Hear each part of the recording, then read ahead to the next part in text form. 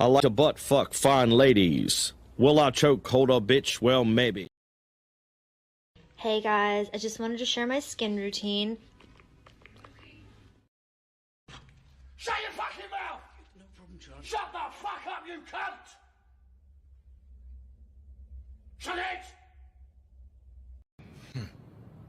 I came to laugh at you.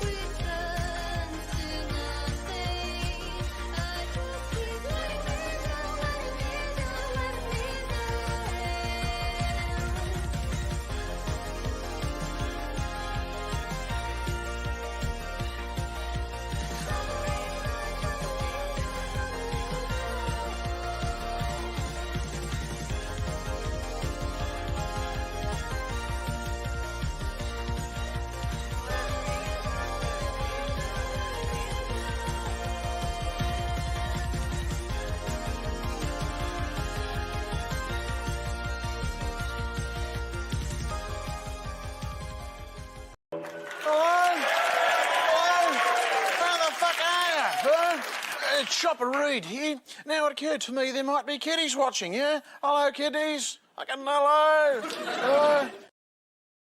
Fucking hello, everybody. How the fuck we doing?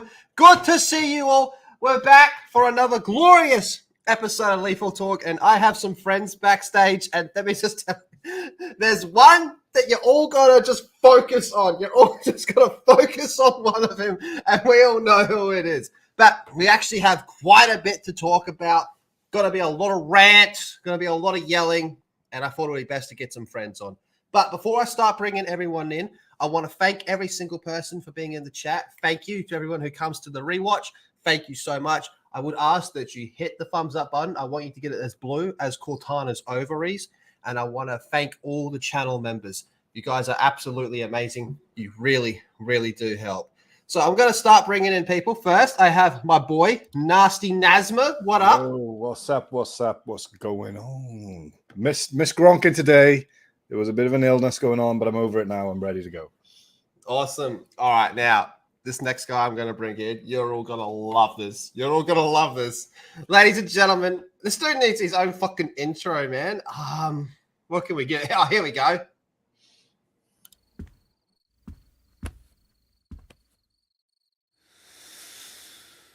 I'm gonna go f your mom. What's up, fuckers? Yo, chat. Look, chat. What can I say? It's Big Creamer. What is going? Actually, hold that thought. Hold that thought. Let's go ahead and bring in our next guest, the mighty John Connors. How you doing, John? Hey, doing great. I'm glad to be here. I'm sorry. I'm sorry to be rude. Crane, what the fuck is going? Explain this whole thing. Look.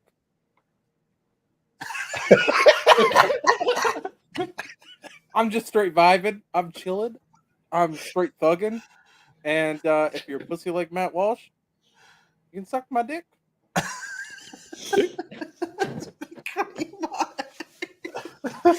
Holy shit! We have struck gold. We have struck gold. We did not.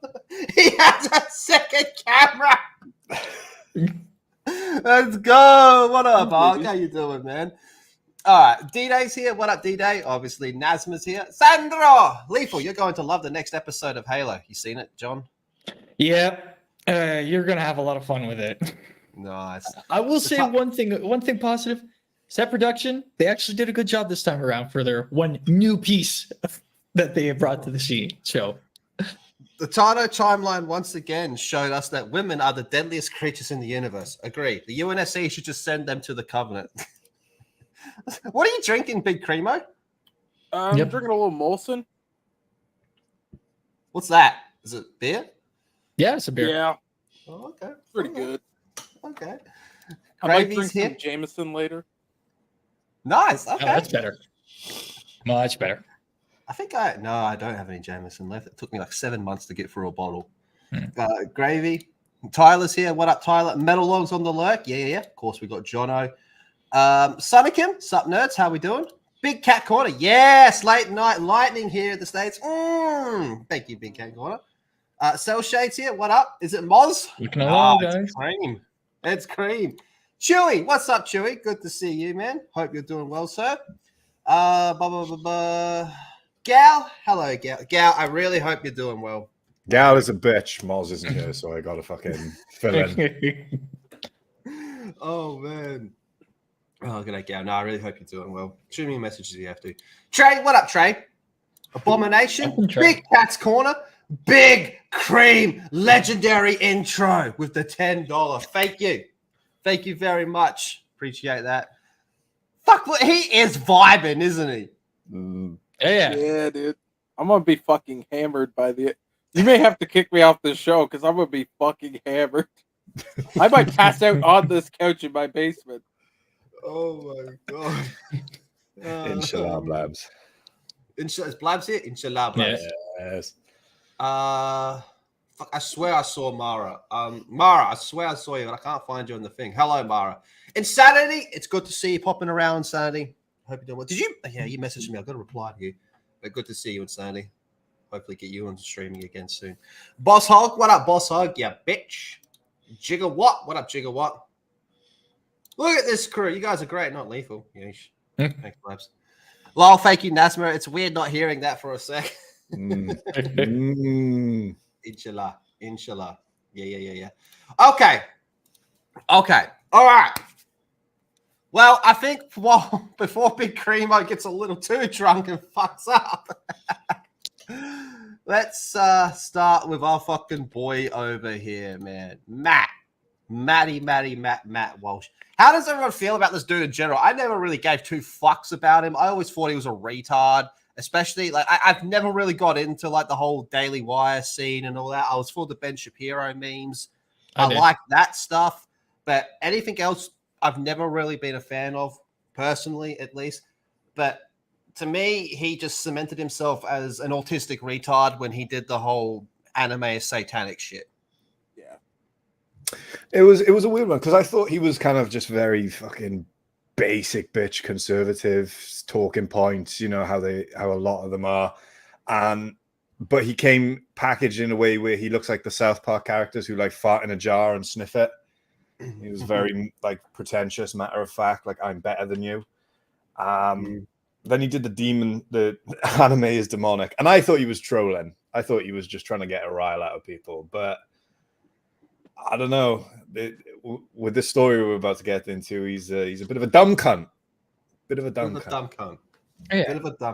Totally out of his wheelhouse. Sorry? I've watched the Daily Wire years ago. I watched them on the Daily, mainly Ben Shapiro stuff there. So I've watched this guy basically start off in the Daily Wire and grow. He used to do all his videos in his car, just doing the vlog and such. Yeah, we struck a gold mine for retards and cars. Shout out John for that. Yeah, and for him, he's been like the hardcore Christian conservative in the Daily Wire aspect. This is well out of his wheelhouse, this stuff, the anime entertainment and such. He knows fuck all about it, and he's made it blatantly obvious throughout his social media and his vlogs that he keeps going at. It's weird for me because he has a lot of like boomer moments, but he seems too young. Like when you get the whole video games cause violence type shit, you kind of close your eyes and you're expecting some fucking old dude with white hair to say that shit. He just seems too young for that. Creamo, big Creamo. What's your thoughts on the Matt of Walsh, the Matt of House Walsh? Well, I mean, okay, so he is a fucking, like, basically the closest thing the Daily Wire has to a boomer con, right? Like, his opinions are basically fucking like, oh, let's talk about marriage and talk about women and talk about gaming being violent. And, you know, he doesn't talk about other art forms, for the most part, really being violent. And even if he does, it doesn't make what he thinks right. He's an idiot. Like, he's a class A moron. I really don't like this guy. I really don't like the Daily Wire in general. I think they're just a fucking they're Fox News, but parading around in sheep's clothing. They're the exact same type of content. I mean, you see those guys always on Fox News anyways. They're working closely together enough. And what he said about this shit, man, like it comes from a place of literal no education. I guarantee you he was young. He was a young conservative when the whole Jack Thompson shit was going down and Columbine, which is where this whole video games cause violence shit comes from. And so he's just regurgitating that shit from almost 30 fucking years ago.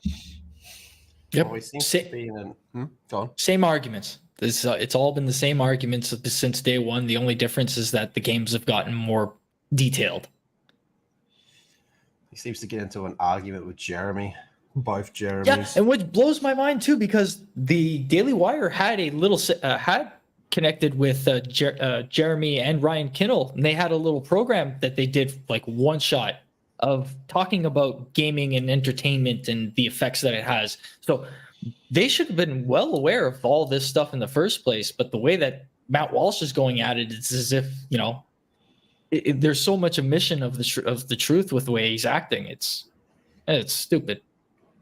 Wait, this is a 1 hour fucking video? Jesus Christ. Yeah, it's his full segment. Yeah. It's his full show. Oh, fuck me. I was hoping to talk about Fallout. Okay. Yeah, are we going to go through the whole thing, or are we going to do Jeremy? Well, he'll talk. He's going to probably talk about Haiti as well. He's got it. He's got it on speed point. It's 16, 17 minutes is segment on the radical wokeness of the video game industry. All right, so I could just watch the first 20 minutes before he starts talking about trannies killing themselves. Okay, cool. Well, I don't think we want to miss out on that comedy gold over there. Oh, man. So I think it's a safe bet that this is all coming because, you know, there's this massive spotlight on Sweet Baby Inc. now, and you have retards throwing around the word Gamergate too. John, you kind of skitched out a little bit on that word Gamergate too. You don't like it either, do you? I hate it. It's I seen it with like before all the entertainment stuff, like back in 2015, 2016 is when I started getting a little activated with all this fucking bullshit going on between like political shit. And I see the same tactics going on with the journals. We're doing Gamergate 1, Gamergaters. It's this one label that the media is able to slap onto anybody that just disagrees with them or falls into that particular side of this debate between the media and actual gamers and people who love their entertainment and understand it for what it is. And I just see the every single fucking time. It's even people on our side, people that we all support, they still fall into the same freaking trap because it's nice on the algorithm. Gamergate 2, it fucking rides. It rides hard. And you get your clicks and your attention because people want to start seeing Gamergate. It's this like it's a difficult trap, very complicated because you got one way you want people want to ride the algorithm, get their attention out and talk about these particular things. And then on the other hand, you got the media who use that to literally go directly after those people who are giving attention to the light of it and light onto this situation. That's pretty much how I feel. I do not believe we're in a Gamergate 2. I don't fucking believe it. At least not yet. Yeah. Not yet. There's nothing of it that's like similar to other than it's in the game. It's gaming media journalists versus the fandoms and the gamers. But also, how many fucking Gamergate 2s have we had? I can remember like 3 or 4 Gamergate 2s. And guess what? None of them ended up having any fucking meaning behind them. Like it was all just, this one person is corrupt and it's a journalist. It must be Gamergate. And it was just one isolated incident. Gamergate was a huge thing. It was a whole fucking web that, you could probably find shit on Kiwi Farm still. Of interlocking people, sleeping with each other, paying people off just for good reviews on indie games and shit. Like, it was a huge thing and it was a huge problem. And then I think we all remember Gamergate kind of spiraled into a political movement as well. That was like the beginnings of that was like what 2014. It started to spiral into Mm. politics, 14, and then 15. that moved into the like SJW cringe compilation people, and like started to come up into the U.S. election and all that shit. Oh, they were able to weaponize it for their own gains, and it kind of spurs out everybody. Those who were, who triggered it from, went off and did their own thing, like Anita Sarkeesian and what's the other one? Zoe Quinn. Yeah, Zoe Quinn. Yeah, they went off and still did their things and pushed their ideology into the games. They're doing game consultancy, right? Exactly. Which is hilarious because that's kind of what this Sweet Baby Inc. thing is for. And I see someone, Sonny Kim, said Sweet Baby Inc. has made normies realize what's going on, which fair enough, right? But it's like what Cringe said the other day on one of these episodes, on one of the Gronkins, which is if you put all the hyper focus on just Sweet Baby Inc., even if you were able to destroy it, all that's going to happen is there's like 12 others, and there's, game consultation is an issue, but then there's also game finance, which is what you said, Cream. Yeah, Mm-hmm. I believe that financing is the biggest problem in the gaming industry at the moment. Mm-hmm.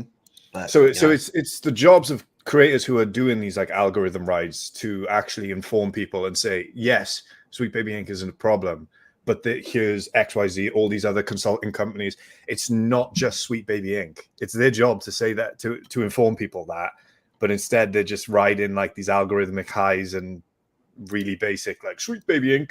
kind of bad. Subscribe and follow me for my next episode of calling Sweet Baby Inc. bad. I forget who said it, but it was somebody that said that it's more like Occupy Wall Street at the butt end of it, where everybody was just totally like lost in their own like ideologies and stuff, and nobody followed the money. And with this, and in regards to what you said earlier, Kareem, the like why the amount of times we've had Gamergate's situations happen, but it's only been one and second situations that have actually gotten the attention. That just tells me we're right on target. That means we're freaking them out. We're hitting at the right target. That's freaking them out that they have to go into this full media swing that they're going in with Gamergate 2. Gamergate 2. I think Last of Us was a bigger controversy, at least as of right now. I also think G4 was a bigger one as of right now, but we'll see. Shall we get started? If you want to talk about cultural stuff in games, I think even Hogwarts Legacy, all the bullshit between that. I think all four of us probably have the same feelings on it. I'm not totally sure, but John, but I know for sure Lethal, Nos, myself, we have kind of around the same thoughts on it. That was still bigger. That actually did break into the mainstream a bit. Yeah, I'd agree with that, because the waves and the number of sales that it got, I mean, it's hard to deny that it made a huge difference in the attention. But I don't remember any of these Daily Wire guys. They like talking about J.K. Rowling when she's going after the trans people, but when it came to the video game itself and all the controversies around that, didn't really hear all that much. Maybe a minor segment from one of the commentators. This was from me. I figured it out. We can defeat Sweet Baby Inc. and all other woke infections in gaming with a boycott of Hogwarts Legacy. The Wizard game's set in the 1800s with a tranny in it and a lot of diversity. That's how I feel. Sounds pretty red-pilled and based to me, fellas. Yeah, man. Drop all your money on this big AAA company that's... Yeah, we're taking back the culture by giving it to our enemies, I guess. I don't know. So, Naz, were you about to say something? You look like you were about to say something before. No. I'm all good. I have leagues more respect for those who just wanted to play the game. I want to see what Matt Walsh said, because I actually haven't heard what he said. I haven't either, but I just can't fucking stand when people like him get involved with this shit. Like, especially him of all people. The motherfucker that has made it so clear to even people like me that don't pay attention to much political shit unless it crosses over into the stuff that I'm into, right? But people like him who are outright saying, like, almost word for word, video games are a waste of time, don't play video games, anime is satanic, all that type of shit. It's like, you don't care about any of this shit, But now you have an opportunity to profit from it, and now you're the biggest fucking supporter of this cause. Suck my fucking asshole. That's why I don't like people like him. And he looks like a fucking cuck. Yeah, well, it's not even that he hates you or that he dislikes you and stuff. He actually hates you, right? If anime is satanic and you consume satanic art, wouldn't that in itself make you kind of evil? Therefore, shouldn't he hate you? Therefore, he probably hates people. I like this. Stay in your fucking lane. Keep doing your shit over there. Don't worry about this. This has nothing to do with you. And I don't go over to your shit, okay? What blows my mind is that they have people who know the insides and outs of this on speed dial, practically on speed dial. And they don't even try to reach out to them, or they don't even act like, if he had acted like, okay, this is not my lane. I'm going to hear it from somebody else who has been in this for years, like the Geeks and Gamers guys, it would have worked fine. But no, he's got this pretentious fucking attitude, and he omits so much fucking truth. What a prick. He just doesn't care about the industry, man. He's just going to sit here and go, woke this, woke that, woke this, woke that, when you're not going to talk about every other fucking problem in this industry. You don't care about this industry. You just want to find something that you can go after for being woke. And don't get me wrong, there's plenty of woke shit to go after in this industry, but you don't care. You want to focus in on that because now you have something to profit from, okay? That's why I don't fucking like people like this doing this shit. The other argument you're going to get is fucking, well, people like this are now shining a new light on it. But to who? Everyone he's shining a light to is already aware. Hold on, let's fucking get started. Let's make sure this fucking volume's up. All right, we're going to have to watch the first 20 minutes. Today on the Matt Walsh Show, the video game industry has perhaps done more to indoctrinate children into wokeness than any other industry. Coming out swinging. Not yet, it largely. And he's got this. He's got such a blanket statement for it too. Like the whole entirety of the gaming industry is making your kids go woke. Like, give me a freaking break, kid. Jeez. Escape scrutiny in the mainstream will try to change that today. Also, Democrat witnesses at a congressional hearing are unwilling to say that non-citizens shouldn't vote in our elections. A new study finds that post-op trans people have a higher suicide rate than they did. Around 1 minute 47, 2 minutes that he starts. He actually gets into it. Can I just click that? Yeah, you should be able to just click that and it'll bring statistic that at least. Oh, sweet. Thanks. Oh, you bitch! Fuck! Cheers, Elon. Fuck you, Elon. You fucking homosexual. So here's a statistic that, at least if you were born at any point prior to the 1990s, might be hard to believe. By revenue, the gaming industry is bigger than both the movie industry and the music industry combined.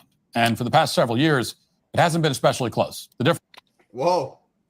Yeah, no shit. It's been like that for like 10 fucking years, dumbass. Whoa. Hey. It's been like this longer than he's been on fucking YouTube. Longer than YouTube. Consistently. Sorry, Cremo. It's been like that basically since longer than YouTube's existed. It's been like that for mid-aughts, like almost 2 decades. Yeah. More than $100 billion per year.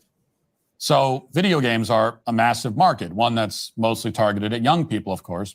But despite those numbers, for the most part, the games industry has avoided mainstream scrutiny. You'll see. What? Are you kidding me? Every time a new fucking GTA trailer comes out, everyone melts down. No, let's talk about Star Wars Battlefront 2 with the fucking the packs where actual fucking lawmakers across the world were like considering like laws changed because of EA's Battlefront 2. Yes, fucking good point. Good point. And if this isn't and if what he's saying is true, then that means there's 0 times that the media has blamed video games for real life violence. Yeah. Mm-hmm. There's only so much news that a guy can consume, and he's not listening to any of the regular video game news that's going on, even the major stuff.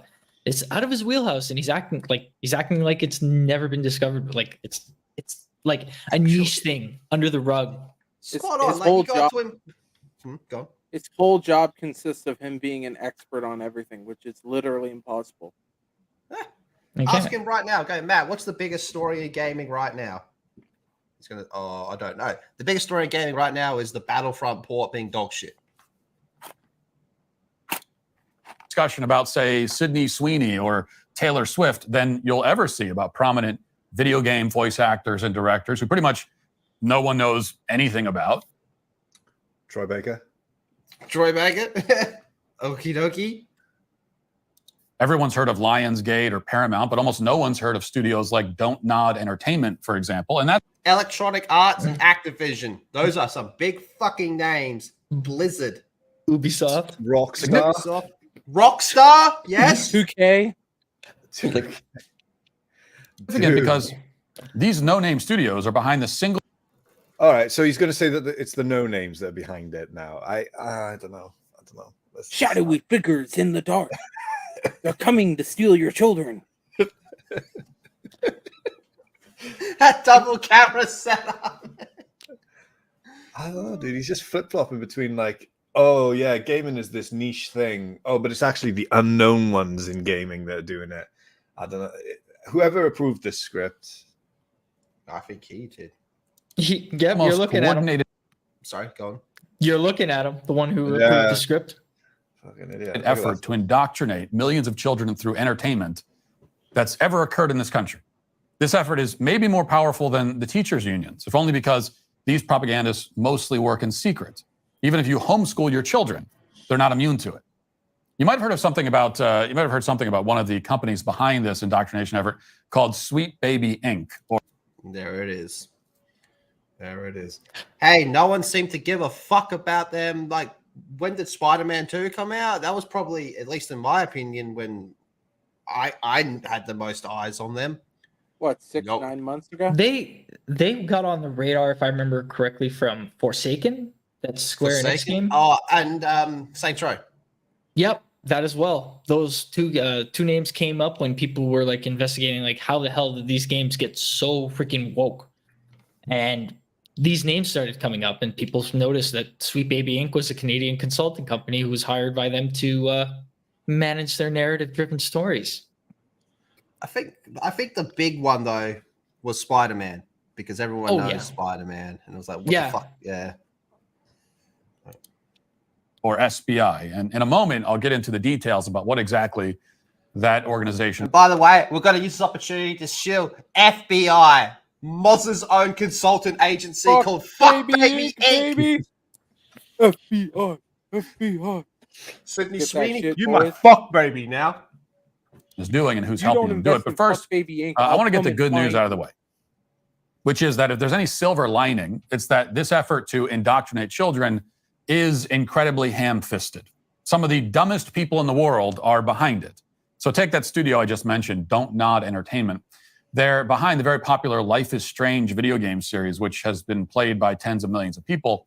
And to give you an idea of how overt the propaganda is in Life is Strange, here's just one mercifully short sequence involving, what else? A racist white guy. Oh, he's just discovered Life is Strange. This shit hasn't been the fucking butt of every memes for the past how many years? Dude, this shows how much he knows about gaming. No one gives a fuck about Life is Strange. I will cut him who some. care about are like a bunch of like ugly lesbians. I will cut the guy some slack. A majority of his audience are pretty much Gen X boomers, the old folks who just don't pay attention to much of this stuff and are completely oblivious. Who have, live out in the farmlands or country, old country folks and such like that. And he's an evangelical type, Here's the thing: the my experience with Life is Strange is E:*R's video Life is Tumblr, where he did a review of it. That was 8 years ago. 8 years ago. 8 years ago, he did the review on it. I'm like, fucking hell, keep up. I fucking hate. There's some backstory about how he kidnapped an innocent Hispanic kid or something, and then this. Watch. Sounds kind of bad. Gonna tell the police you kidnapped me. Nice try. But I know who you are and what you did in Seattle. I saw it in the paper. Maybe I should call ICE to make sure you're a citizen. You hillbilly. I'm American. Watch it, punk. This is cringe. Whatever.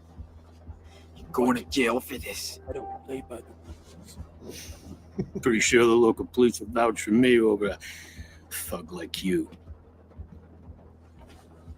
Where's my brother? Wish I knew. Little took off. I'll find him. Don't worry. If you touch him... You think I'd hurt a little boy? Guess you didn't have any second thoughts about leading him out into the middle of nowhere, though. That's real safe for a little kid. If he's lucky, he won't end up like his criminal big brother. Just let me go. Who the fuck did this voice acting? Yeah, it's bad, isn't it? It's so bad. You're a crook. You're Speaking a of fraud. ham-fisted. I hate you. God. You're the reason we need to build that wall. Oh, Hey, I like No, I guess this. I lied. I like said this that it was game. mercifully short, but that felt like 3 hours long. And I will say also that, this is neither here nor there. Well, maybe it's not, but, when obviously I don't pay much attention to video games. When I started looking into the story we're talking about now and watching some of these videos, I was like, I sort of expected the graphics and just the overall quality to be better now, and than it is, because really low quality all around. 8-year-old But game you he says, fuck with. 8-year-old John? indie game. John, you look like you. Oh God, it's just God, he's such a. I'm at a loss of words right now. Oh shit, retard? fucking more. Well, like I said before, a lot of his audience is majority absolutely oblivious to most of this stuff, or just don't pay attention to it. So he's talking to them, but holy fuck, bro, can you at least be a little more up to speed with things? Holy shit. What I don't, I can't remember one of you guys mentioned. It's like you would be like, because I don't like Daily Wire. I think it's fucking cringe, but they got resources, man. They got a lot of resources that people like us just don't fucking have, man. You think they'd be able to go, like John said, could someone just make sure I don't sound like a fucking retard? Just give it a quick look over. Here's an example. Here's a company that's like that. The Blaze. Okay? Whether you like Ripa or dislike Ripa, they will contact him or probably quarterback Garrett because he's working with the Blaze. Your If mic's there's gone a bit something about fucky. gaming like this, Yeah, I think absolutely. Your mic's it's gone a bit fucky as well. Oh fuck! All right, let me fix that. Yeah, getting a little static coming through. Yeah, bit static. But yeah, no, absolutely. They have people on like I said, on speed dial to contact and get more informed about these things. Hell, the Geeks and Gamers guys themselves, they did something together with them. But it's a daily show,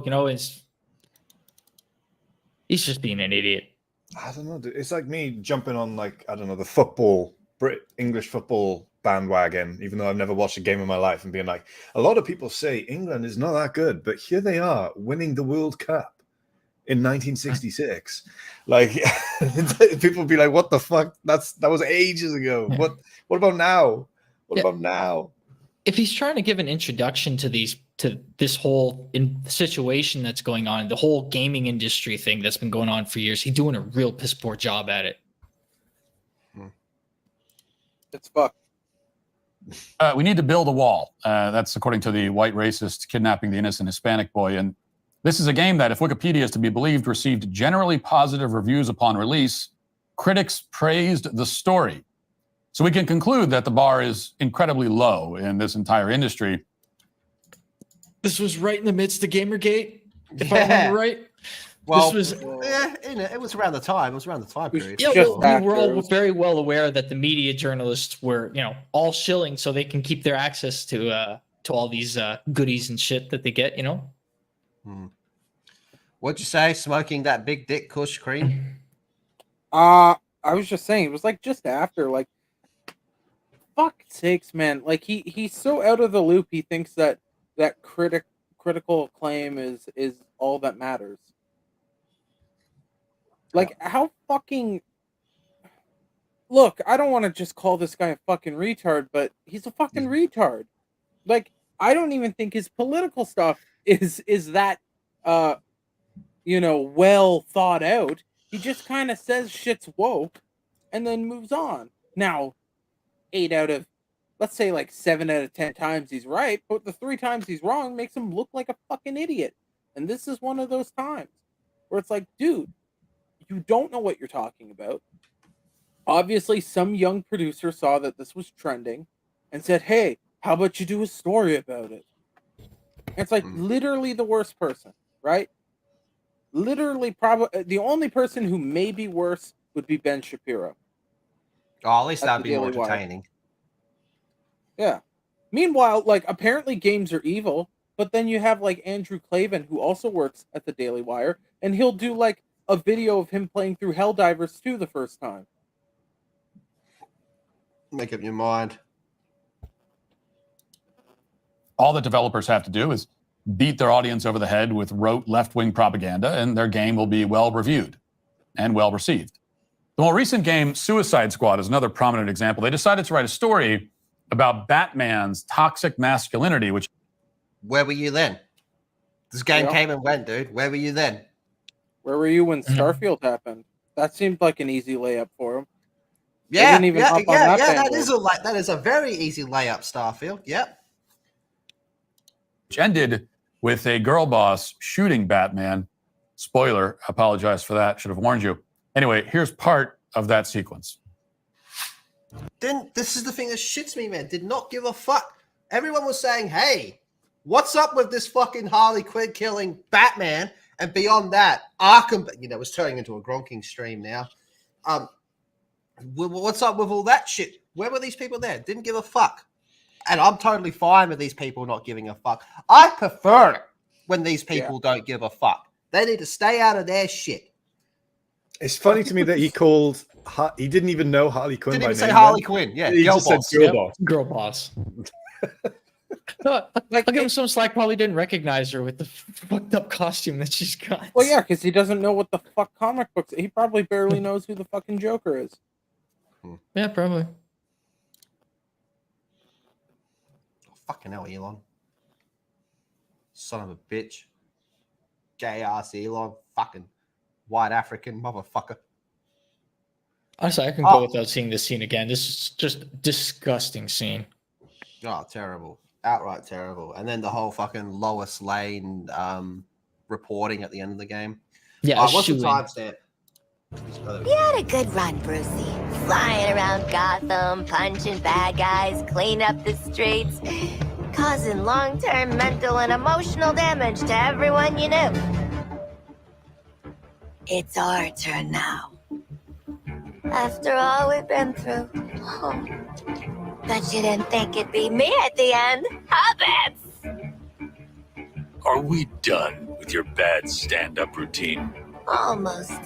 But you always gotta end on your best joke. I'll also just remind everyone that this scene actually leaked before the game came out. So a lot of people were surprised, but there was also a lot of people being like, yeah, we knew this.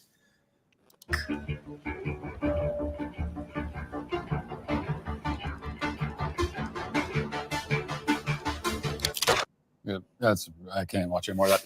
All right. Well, tell. I want you to explain to me why it's so fucked. Why that scene is so fucked.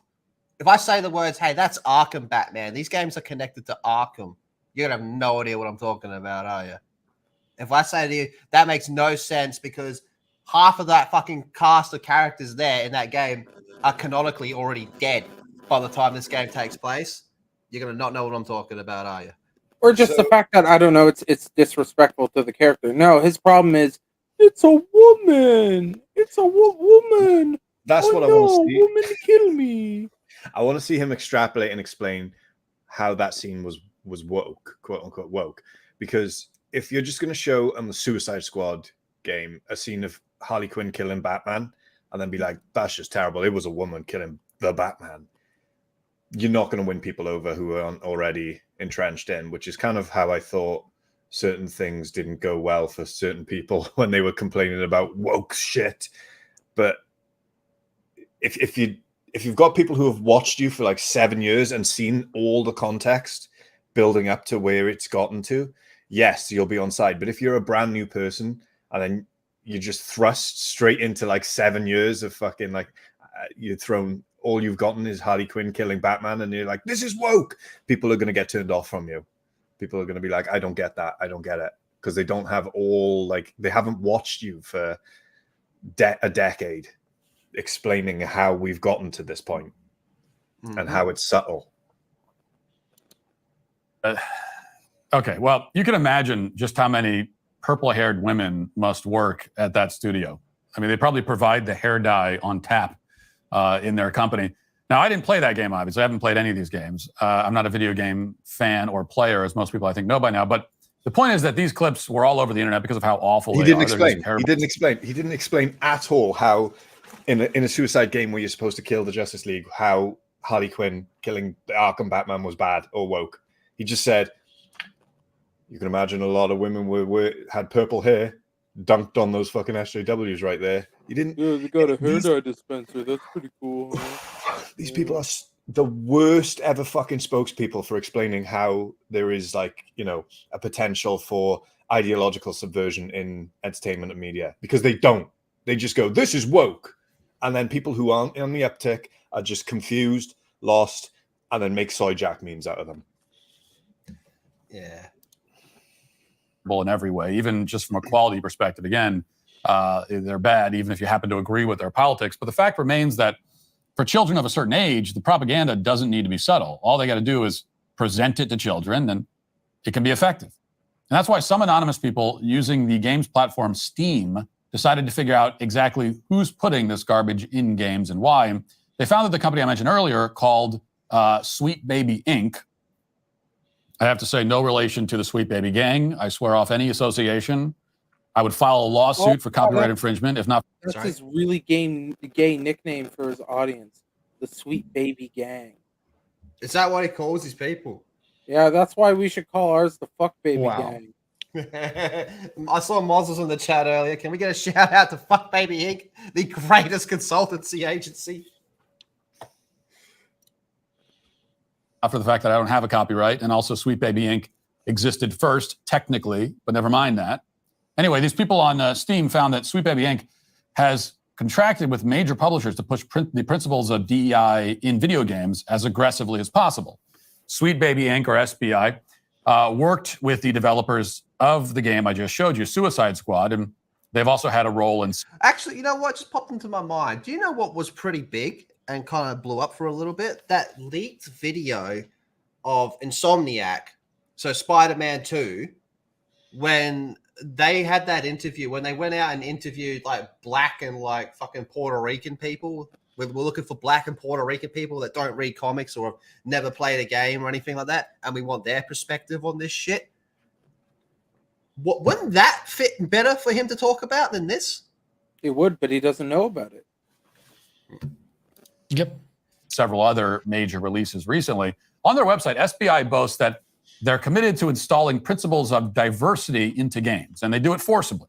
In fact, the founder and CEO of SBI, a woman named Kim Belair, recently spoke to game developers and instructed them to threaten their companies unless they comply with Sweet Baby's DEI mandates. Watch. And if you're in development and you are part of like that dominant voice, you're like a cis hetero white dude or just adjacent to that, do not wait until the end to call your consultants. Bring them in at the beginning, and instead of asking them, hey, is this very racist thing we did very racist? Or is this deeply offensive thing we did deeply offensive? Are you hurt by it? Ask them what they want to see. Like, ask them what would thrill them, what would bring them joy. And if you have a team lead, put that request to them very, very early. If you're a creative working in AAA, which I did for many, many years, put this stuff up to your higher ups. And if they don't see the value in what you're asking for when you ask for consultants, when you ask for research, go have a coffee with your marketing team and just terrify them with the possibility of what's going to happen if they don't give you what you want. Okay. So this is how DEI works in every industry, of course. The goal is not to improve the company's product in any way. It's to blackmail companies and threaten them into submission. And in this case, they're just saying it out loud. Pay the DEI tax or we will destroy you. Only in the games industry, where everyone is dumber than they are in every other industry, do they just come right out and say it as directly as that. Along these lines, as you might have guessed, so-called games journalists are somehow even dumber than journalists in. Fuck, I thought he was one. I got something to say about that. Dumber. Yeah, the game industry is dumber. You know, all that math you have to know for coding, all that time you have to spend learning how to, I don't know, draw, sculpt 3D models in a digital space.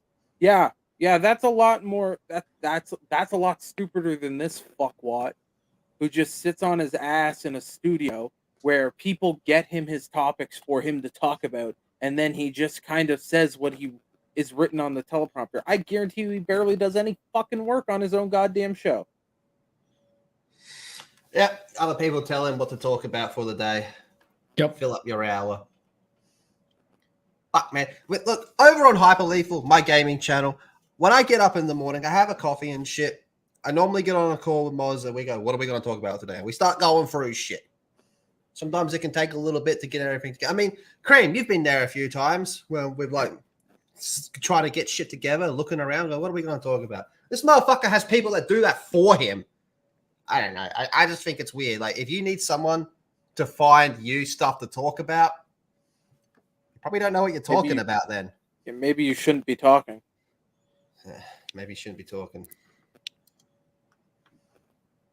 Go watch Gronking, best gaming podcast on the internet. You bitch. Hashtag number one. Other industries too, which I mean is really, really saying something. They're just completely unable to hide their real goals or display any hint of subtlety whatsoever. For example, in response to clips like this surfacing, games writers have produced several articles portraying SBI as the victim of a harassment campaign, by which they mean people are noticing what SBI is doing. And we know that on the left, the worst thing you can ever do is just notice. Noticing is the greatest crime of all. People are noticing, and so that's harassment. It's harassment to notice. For example, here's how a writer for the website Polygon, Joshua Rivera, has responded to people who are concerned about SBI. Quote, he says, quote, in a just world, these clowns would have their Steam accounts turned off, their PlayStations bricked, and get booted from any respectable social platform. So in the games industry, the journalists just come right out and demand that you're deleted from the internet if you dare to look deeper into their narrative or to question anything they say.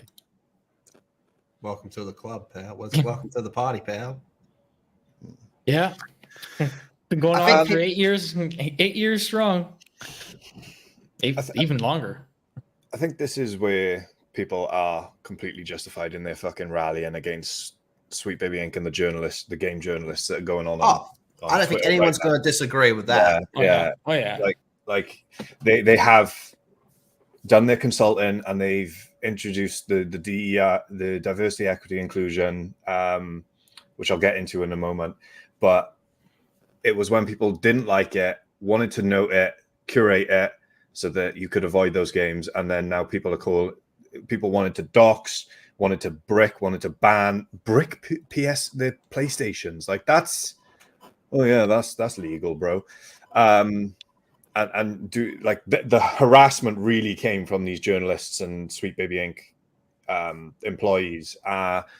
So this is where that rallying has come from. But now it's time to actually focus on where the problem is, where this all lies. And it's not just one company, it's a fucking hydra. So you got to be aware of the full scope of how bad the problem is, really. Yeah. We were just showing some of the list earlier. There's a lot. There's a lot. Yeah.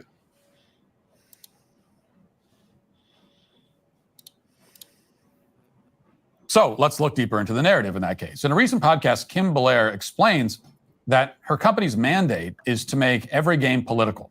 There has to be diverse representation in all contexts, even in, say, World War I.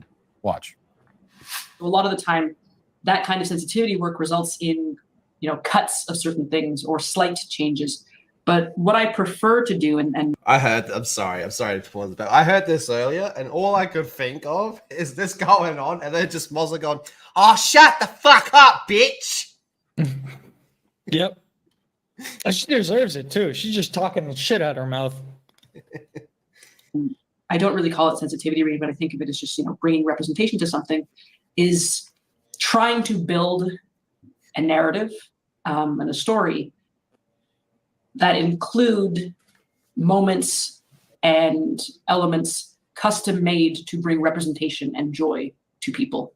Because that's kind of where, you know, Sweet Baby lands on it. And I think it's the same way when we put diversity into the past. People go, oh no, but you're just putting diversity in. They don't even feel ready because they've been exposed to so much. Steph, I'm making fun of fucking political retards and wannabe fucking independent game journalists that can only complain about fucking woke shit and can't even actually fucking list any problem with the industry apart from woke. We're going in, Steph. How you doing, Steph? Steph, can you please type in Matt Walsh is a retard? Thank you. So what I would say is like, get into this DEI stuff now is when you say, oh, this diversity, equity, inclusion stuff is bad, and you don't explain why it's bad, the issue then becomes they just reduce your argument into absurdity where they're like, oh, you just don't like black people and women in games? Racist and sexist. So the problem is you have to explain why DEI or whatever the fuck you want to call it, diversity in this context is bad compared to it just so happening to have a black person or a woman or a different, you know, race in there. You have to really explain, because otherwise if you just go DEI is bad, people are so easily able to just write you off as a racist. That's how I would say this is what needs to happen, and Matt Walsh won't do that. Matt Walsh is going to turn people off. He's going to turn people away is what he's going to do, and that's why it's a fucking problem. That seems to, other than Andrew Clavin, that seems to be a trend for a lot of the Daily Wire guys. They push people to steer away from entertainment and culture and just fixate on their on church, you know, church, family, and your love life with your wife, and work till you're dead. Yeah, that too. You know. But Ben this Shapiro is the other day. with Ben Shapiro recently. Retire. Like, shut the fuck up. Yeah, dude. I like you for your memes and your sister's tits. Look, you gotta work in the factory every fucking day, man. You gotta be out there. You gotta be working on the assembly line. You lose a finger, you're gonna go to the hospital. They ain't paying you to go to the hospital. You gotta work in that coal mine until you get lung cancer and die, and then your kids are stuck in that coal miner's town. They gotta work in those horrible conditions. So I, Mr. Ben Shapiro, can hang out in Boca Raton in Florida and talk with Ron DeSantis, and we can all jerk each other off at its pool house. Thank you, smoking that big dick kush. Insanity, don't know, get me in on the convo, Coach Lethal. Absolutely, we'll get through this, and then I'll bring you on. So there's not too many people. Very cool. This. Yeah, give me. Yeah, we got you. We're gonna get you at the end of this. I'll send you. I'll get the link ready. I got you, fam. He's desperate, man. He's raring. He's at the fucking cage. Like, let me in. Lethal looks like a Michael or a Nathan. Nah, he's a Lonnie. I'm a Lonnie. For me, it's very simple to explain this stuff. It's the DEI. It's the worst kind of prejudice. It's benevolent prejudice. You cannot tell any of them otherwise on how racist, sexist, or actually bigoted they actually are with this bullshit. They always come at it acting like this thing is wrong and it needs to be changed to this particular thing so that it's diverse, equitable, and inclusive of all, and completely ignoring everything else involved with it, like with the World War I diversity they were talking about. Yeah. Look, I think most people are incapable of actually pointing out the shit that's going on with the gaming industry. I think a lot of people just fall into the trap of what can I call woke?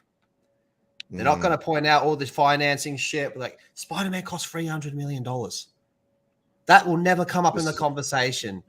All the subscription-based shit, that never comes up in the conversation. All the fucking shit Activision did. Fuck me, that's a 3-hour stream right there. None of that covering up all the sexual assaults happening. Yeah. No one. I think people are incapable of doing that. It's just woke. So why would I trust this fucking? He looks like a cuck. I'm trying to refrain from saying that, but why would I trust this dude? Where he doesn't care about the gaming industry. He doesn't care about any fucking pop culture shit. The dude came out and said he thinks anime is satanic.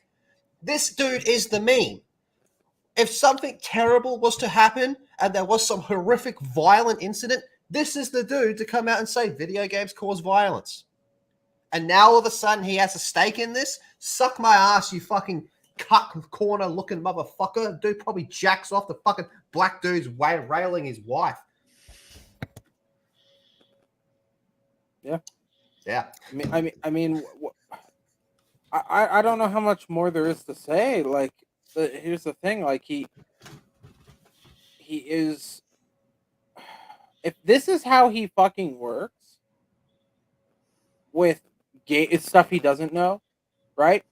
If he's going to jump to conclusions just willy-nilly with something as little as a story about gaming, right? If he's not willing to do his due diligence on this story, which in the grand scheme of things is not that big, what the fuck is he doing with other stories? Anyone who's a fucking fan of Matt Walsh and sees this and is like, that's total bullshit. You should be looking at everything else he says and start putting it under a microscope, because I guarantee you, all of a sudden you're going to see discrepancies. But it's a lot easier to have someone read the news to you than to actually, I don't know, go and read an article. Or, I don't know, if you want to talk about financing and gaming, it's a lot easier to say there's, you know, for example, you know, we could just say there's a problem. Or we could do what we've done. I've gone in and I've looked at Ubisoft's, you know, financial records. I've gone in, I've looked at things that are public. It's just an added step. It's super easy. But if you're fucking lazy, you end up missing out on a treasure trove of information that could help prove your point. This is just because now he has something to gain from this. Yeah. And he can ride the algorithm. Whether it's and whitewash, whether it's just... Sorry, go on, John. For one thing too, like the everybody falling into this, like saying the word woke and using the word woke, it's a similar thing with the whole Gamergate thing, because it's very difficult to explain all this convoluted stuff. They want to boil it down into one or two simple words that just get the message across for people. It's something to pay very careful attention to when in conversation with certain things.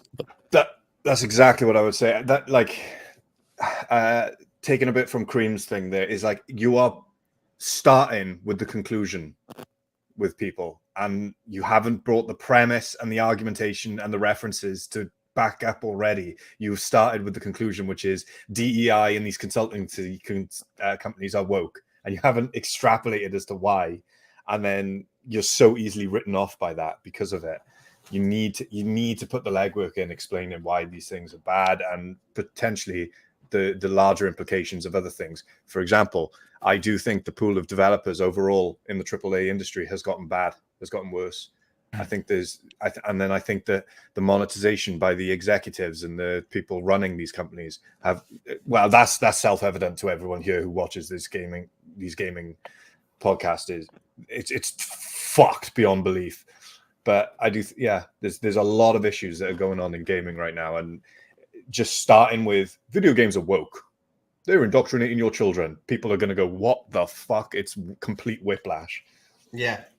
It's going to make people, like I said, it's going to throw more people away. You know, colonized media, that they go, oh, there can't possibly have been diversity back then, because my understanding of it was that this was a homogenous time. And so I think I look at it like that. Creepy, baby. Or they make excuses for it, like, yeah, well, sure, okay, maybe there were some women in World War I. Well, according to IGN's recent statements about Resident Evil 5, black people didn't exist until 2009, and it was a white guy that created them. That were on the front lines, but it was only in these specific situations, so we shouldn't show it in the game. You're gay. Exactly. You have so much of that happening, and for me, there's so many leaps that we already take with history. There are so many things that we decide are true, and so many of the protagonists that we choose for our games are exceptional by their nature. So why not take that further? So SBI wants to, quote, build a narrative and a story that includes moments and elements custom made to bring representation and joy to people. And she uses the example of World War I. Well, if you're familiar with the history at all, there were not a lot of women fighting on the front lines of World War I, but they shoehorn that into their game anyway, because at every possible opportunity, they need to minimize. And what game comes to mind, Matt? Which was the game that did that made everyone go, wait, what the fuck? Yeah. Yeah. List them. Battlefield. Come on, you got it. Which number was it? Come on, Matt. What one? Yeah, there you go. Well, and we've gotten examples of it's been done. It's been done the right way, but all these wokeists, they just shoehorn it in. They just cram it in. And it's forced and it's disgusting. But we've had cases where, like, I would say, like, Call of Duty World War II engineers just happened to be a black guy. It wasn't very relevant to the story, but he just so happened to be a black guy, and that was fine. You know, it worked good.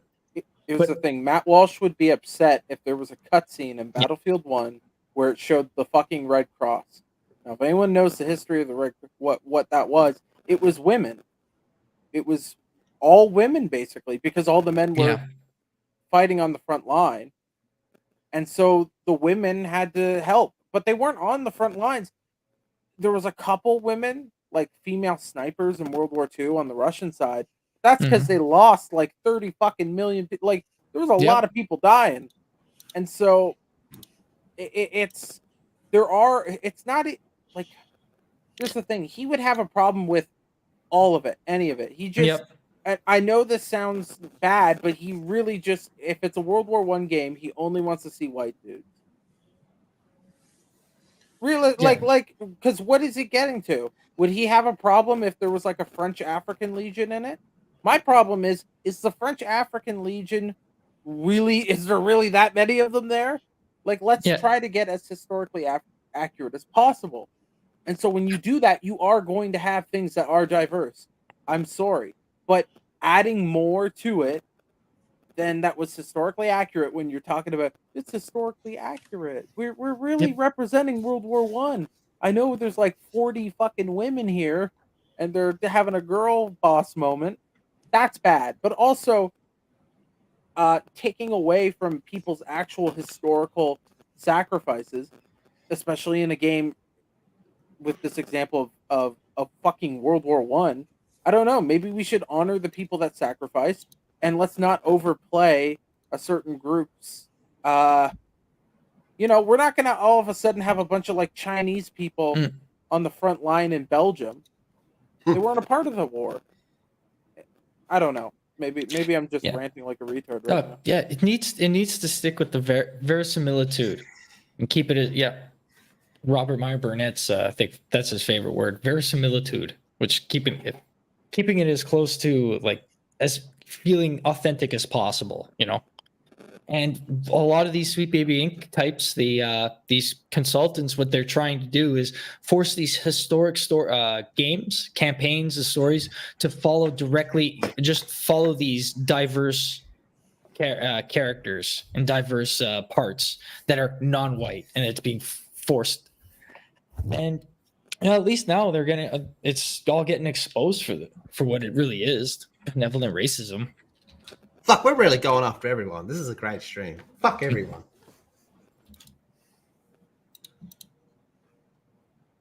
Fuck you, Matt. You bitch. Play you know what would make this stream better? If this stupid fuckhead Elon Musk would fix his goddamn broken website. I'm gonna find him.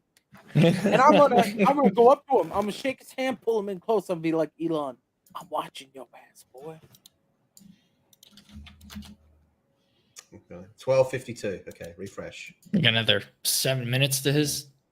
Yeah. Into 20 minutes. If you were born. Oh, jeez. Hey, you were at 12 minutes in? Yeah, somewhere around that. A little bit back. 12:52. Yeah. Holy shit, this fucking website is terrible, isn't it? Yeah, but at least you got like 7,000 bots. Yeah, on the fucking nudes timeline. in bio. Like, Jesus Christ. I feel like I'm trying to fucking watch porn on fucking dial-up at the moment of how long this has taken. Christ, my erection would have gone away by now. I'm hard as a rock still.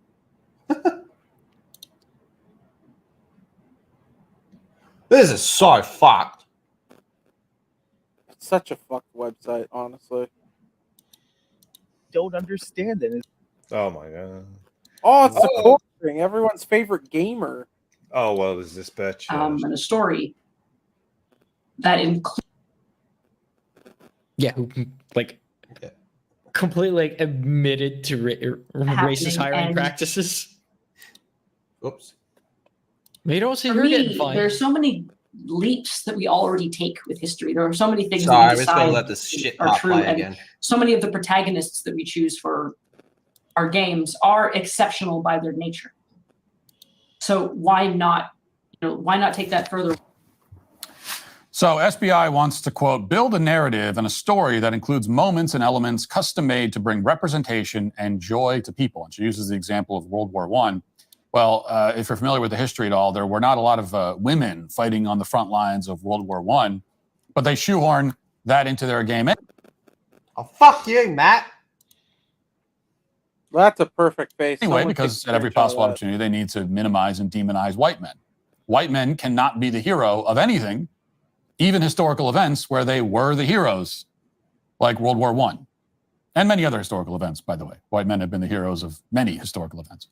I am the hero. That can't be allowed to happen in games because they have to attack white men whenever possible. We're seeing this at all levels in the gaming industry. Here, for example, is Danny Lalanders. She worked... Did he just say at all levels? Think so. Okay. I have a secret society of white men. We are working to be heroes. We are building a Gundam made out of cardboard boxes and microwave chips. What would you say is the biggest game at the moment? Helldivers.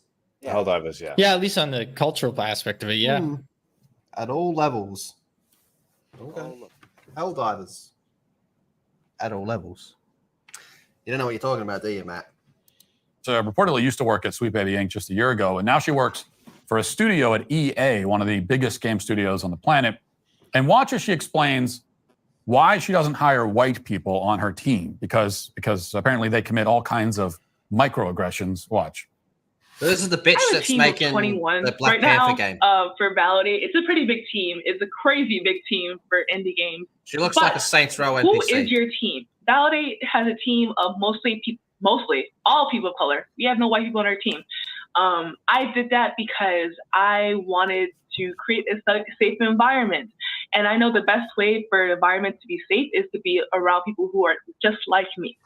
And I'm not saying that white people in the industry are creating unsafe environments. I'm not saying that. That is not what I'm saying. I am saying that sometimes it is hard to work with white people because they think that something may be okay, but it was really a microaggression. And no one wants to deal with that while they're trying to make a game that they love. Same fucking bullshit for the last 10 years, man. It's not that you're directly doing it, it's that you're inadvertently doing it. It's that you're indirectly that you fuck this. Oh, what a bitch. We got a good video on Hyper Lethal roasting her with her retardedness. That's I said on that one as well. We looked at what games she makes, and they're a fucking crock of shit. And now she's now making a AAA Black Panther game. So this is what I'm saying by like, not only is it just like an ideological thing, it's a quality thing as well. Where like all these developers coming in, all they've done is like a fucking visual novel porn story. Yeah, where they got the mono tit. Yeah, and then they're making Suicide Squad. It looks like a cool looking black dude from the Bel Air remake is going balls deep inside Shaquille O'Neal with a fucking wig. Yeah, and then you put them on Black Panther or Suicide Squad or other AAA games, and there's a real fucking brain drain in the industry for good developers at the moment. I really believe that. What was that other game that came out that 4chan went after? It was Goodbye Volcano High or something like that. Oh, the furry one. Yeah, the furry one. Yeah, that was the furry one. Yeah. Yeah, that could have been up. He could have talked about that, but no, it's 4chan, big bad evil, and these guys are the establishment conservatives. They're too prim and proper to be dealing with the likes of them or even speaking ill of them. Insanity, we got you. This is almost done. Once we get through this retard, you got the link. Notice that she doesn't say what the microaggressions were that these terrible white people committed. We can imagine maybe those nasty white people said something nice about her hair. Maybe they asked where she was from. Maybe they said, hey, cut that line of dialogue about building the wall. It's a little too on the nose. Who knows? You know, in any event, this is an employee of a major game studio straight up admitting that she doesn't hire white people. And that's not just unethical, it's illegal. Yeah, you're not allowed to do that. And it's the kind of thing that's usually left unsaid in major corporations, but it's standard practice in the games industry. Just come right out and announce it. Because you know, this is what makes people of color safe, which, by the way, every time this comes up, that people of color, quote unquote, people of color are unsafe against white people when they're around white people. It, on top of everything else, it's just like factually, that's completely wrong. A black person statistically is much more likely to commit an act of violence against a white person than the other way. And that's just, there's no getting around it. It's just a fact. Well, Matt, you should stop going to the ghetto to get that sweet kush. Maybe you got to roll those windows up. Maybe pack a little bit of heat if you're still worried. I love that. I love he had to get it in there like that. Did you know 13% of the population? Actually, 90% of crimes are done by 10%. Yeah. To give another example, also in response to the SBI story, a senior editor at the gaming site Kotaku wrote, quote, "Hi, you can't be racist against white people. Thanks for tuning in." Now, the people writing this garbage are true believers. They are the low IQ foot soldiers. But the reason they're so well-funded is more interesting. As the former games executive Mark Kern explained this week, the cost of producing games is extremely high. It's higher than it's ever been, in fact. So game studios are looking to raise money in any way possible. And one way to get a lot of money is through ESG financing. Watch. Oh, shit. He's actually going into some other points. Well, points that other people made. Grum's made up, Yeah, like my favorite gamer, the Quartering. This guy's so cool, dude. He's my favorite YouTuber. I definitely don't hate his content at all. He's great. Well, he's got Grums on. Is it Grums? The one at the bottom on the panel there. And he was like developing on World of Warcraft. He was at Blizzard for a while.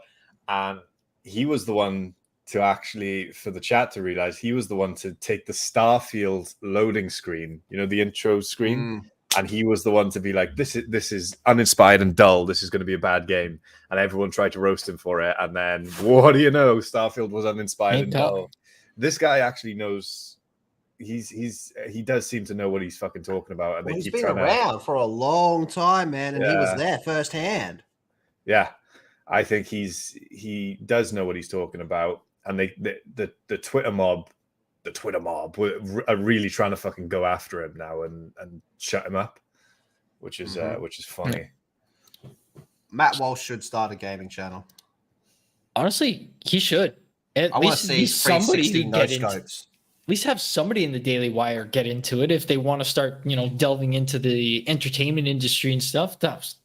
Claven's an old timer and he knows the Hollywood stuff, but he's outdated. You need somebody who's actually going to get into it. I mean, at least he has a fucking respect for the art form. He may not be good at playing games, but he understands. One, he was a writer, right? So he understands art and he has a respect for it. Whereas a lot of these fucking tight-lipped, buttoned-up conservative fuckheads, right? They have no artistic bone in their body, and so all they can do is say it's shit. But because they lack any form of creativity, all they can say is it's shit. They can't even express themselves in a way to put forward the idea that it's shit without just saying this is gay and stupid and gay and there's black people and it's gay. Did I mention it's gay? Yeah, well, Quartering, he's just another example of one of the many people that the Daily Wire know and have practically on speed dial. Sure, he's not like the most deep into it like others on YouTube, but he knows his stuff. Quartering himself, he knows his stuff about video games, you know, and he can definitely give him at least a topical introduction to it. It's not that gamers are upset about, oh, hey, we have some diversity in the game. It's actually the way that they go about it with pure tokenism, with phoning. Boom. What's he doing? He's explaining the premise off fucking rip and already addressing the people that would try and reduct his argument to you just hate black people. Grum's fucking follow his it's example. Almost like people are more likely to listen when you explain something. In weak characters instead of creating strong new characters. And more importantly, it's about a vindictiveness to destroy the past, to destroy the IP, to ignore the source material, and to tear apart these beloved characters in some sort of Arkham Batman being killed by Harley. This guy's saying we can't say it any better than what he's saying right now. It's refreshing to listen to someone that's actually able to explain and give the analysis to why this is bad, rather than just people going, this is gay and woke. Fitful rage that we don't understand and is very disingenuous. And I think that is the tremendous reaction to Suicide Squad. And this is going to have an immense financial impact. The way games are funded, you don't use your own money. Even EA, okay? Games are hugely expensive to make. They're upwards of $250, sometimes $600 million. I'm not trying to be rude, but looks like it could be the quartering sun.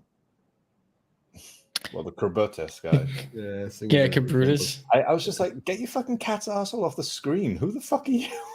No, that was the most entertaining part of the quartering stream was when the cat's asshole was getting shown. So if anyone doesn't know, he's the guy that made the Steam curator page about it, about all the listings on it. Yeah, for certain live games, it's incredibly how expensive they are, and to do $315 million for a shitty Spider-Man game. That your CFO is your best friend. You're counting on your CFO to get you tax breaks, to get you in, to put studios in regions which are financially favorable, and you will borrow the cheap money. You will get a cheap money to do it. Even EA does this. I worked with EA. We were putting together a deal where they were taking bailout money from the banks in the last financial crisis that we had, and they were applying that cheap money towards games. Same thing with COVID money. They're applying that cheap money towards games. And what has been the cheapest money while interest rates were still low, a couple of years ago? It was ESG financing. And so they're going to take this money and they're going to put it into games. So what ESG Fuck, in about 2 minutes, he did a better job than this whole fucking 15-minute thing. Yeah. He was chasing the money. He was showing how, this woke stuff is really fucking bad and it's shit. Here's why it's shit, because it's destroying the legacy of things you love and wants to just ham-fist in characters that are weak. And it's because the reason this is infecting the games industry is because of financing, because they need the money, and it's the easy money is ESG. But there was COVID, there was other things as well. So it's a financing issue, and then we have to look into why did these games cost $600 million? There's no fucking way something like a Spider-Man or a fucking Suicide Squad would cost hundreds of millions of dollars if you had like a dedicated good team. It would cost 100 mil, 50 mil. If you had like the bare necessities of what you need to make a good game. So why is that? Why is everything so fucking bloated right now when it comes to funding? That's what we need to look into. Financing entails, Kern goes on to say, is that game studios have to agree to all kinds of conditions, including hiring companies like SBI to diversify their games. In other words, what's happening here is much bigger than SBI. It's about the companies that fund SBI. And that includes a fund called Baby Ghosts, which is also run by anti-white managers who are proud of their bigotry. It also includes the biggest institutional investors on the planet, like Vanguard and BlackRock, which own a substantial portion of gaming companies like Microsoft. And these entities are creating the incentives. The only good news, as Kern points out later in that interview, is that ESG financing is drying up, in part because interest rates are changing and there's more exposure than ever to this propaganda, which makes it less effective. The U.S. government appears to be aware of that, and they view it as a potential problem. They want the propaganda to continue. And we know that because on its website, a nonprofit called Take This labels all criticism of SBI. Non-profit have an ass. as harassment, and they're coordinating a response to it. What's Take This? Well, apparently, according to the website, they are a mental health nonprofit that's funded by the Department of Homeland Security. In other words, your tax dollars are paying for the defense of propagandists targeting children in the video game industry. For some reason, DHS is involved. And actually, it's worse than that. As The Intercept reported this month, quote, gaming companies are coordinating with the FBI and Department of Homeland Security to root out so-called domestic violent extremist content, according to a new government report. Noting that mechanisms have been established with social media companies to police extremism, the report recommends that the national security agencies establish new and similar processes with the vast gaming industry. So what this means is that the video game industry, without a lot of fanfare, has transformed into a tool of both propaganda and surveillance. It's an effective way to indoctrinate children precisely because it hasn't received much attention, and also because... That's the part. Has not received much attention. Oh my God. Where the fuck have you been? Like, it has gotten just as much, if not more, attention than Hollywood with what's been going on. It's just these guys are right next to Hollywood. Well, they've been next to Hollywood for years and years until they moved over to what was it? Fucking on the other side of the country. They want to be Hollywood. They like Hollywood. They just want to be in control of it, you know? I just want to say something in the chat. So Matt W was asking if it was true that Microsoft is owned by BlackRock. It's not technically true. So how it works they own is stakes, right? Yeah, you own stocks. So I was just replying to him about that. Yeah. Yeah, Microsoft is a publicly traded company. So if you had enough money, you could buy a majority stake into Microsoft. Right. So BlackRock, what they do is they buy stakes in companies and then they get dividends from said companies and then use that as money to give to other companies in return, they get a stake of that company. They get more dividends. It's kind of like this revolving door of cash effectively. And so, yeah, they've done ESG stuff, but BlackRock and Vanguard and State Street, they own pieces of basically every big company in the world. They own 8% of Microsoft. Nothing.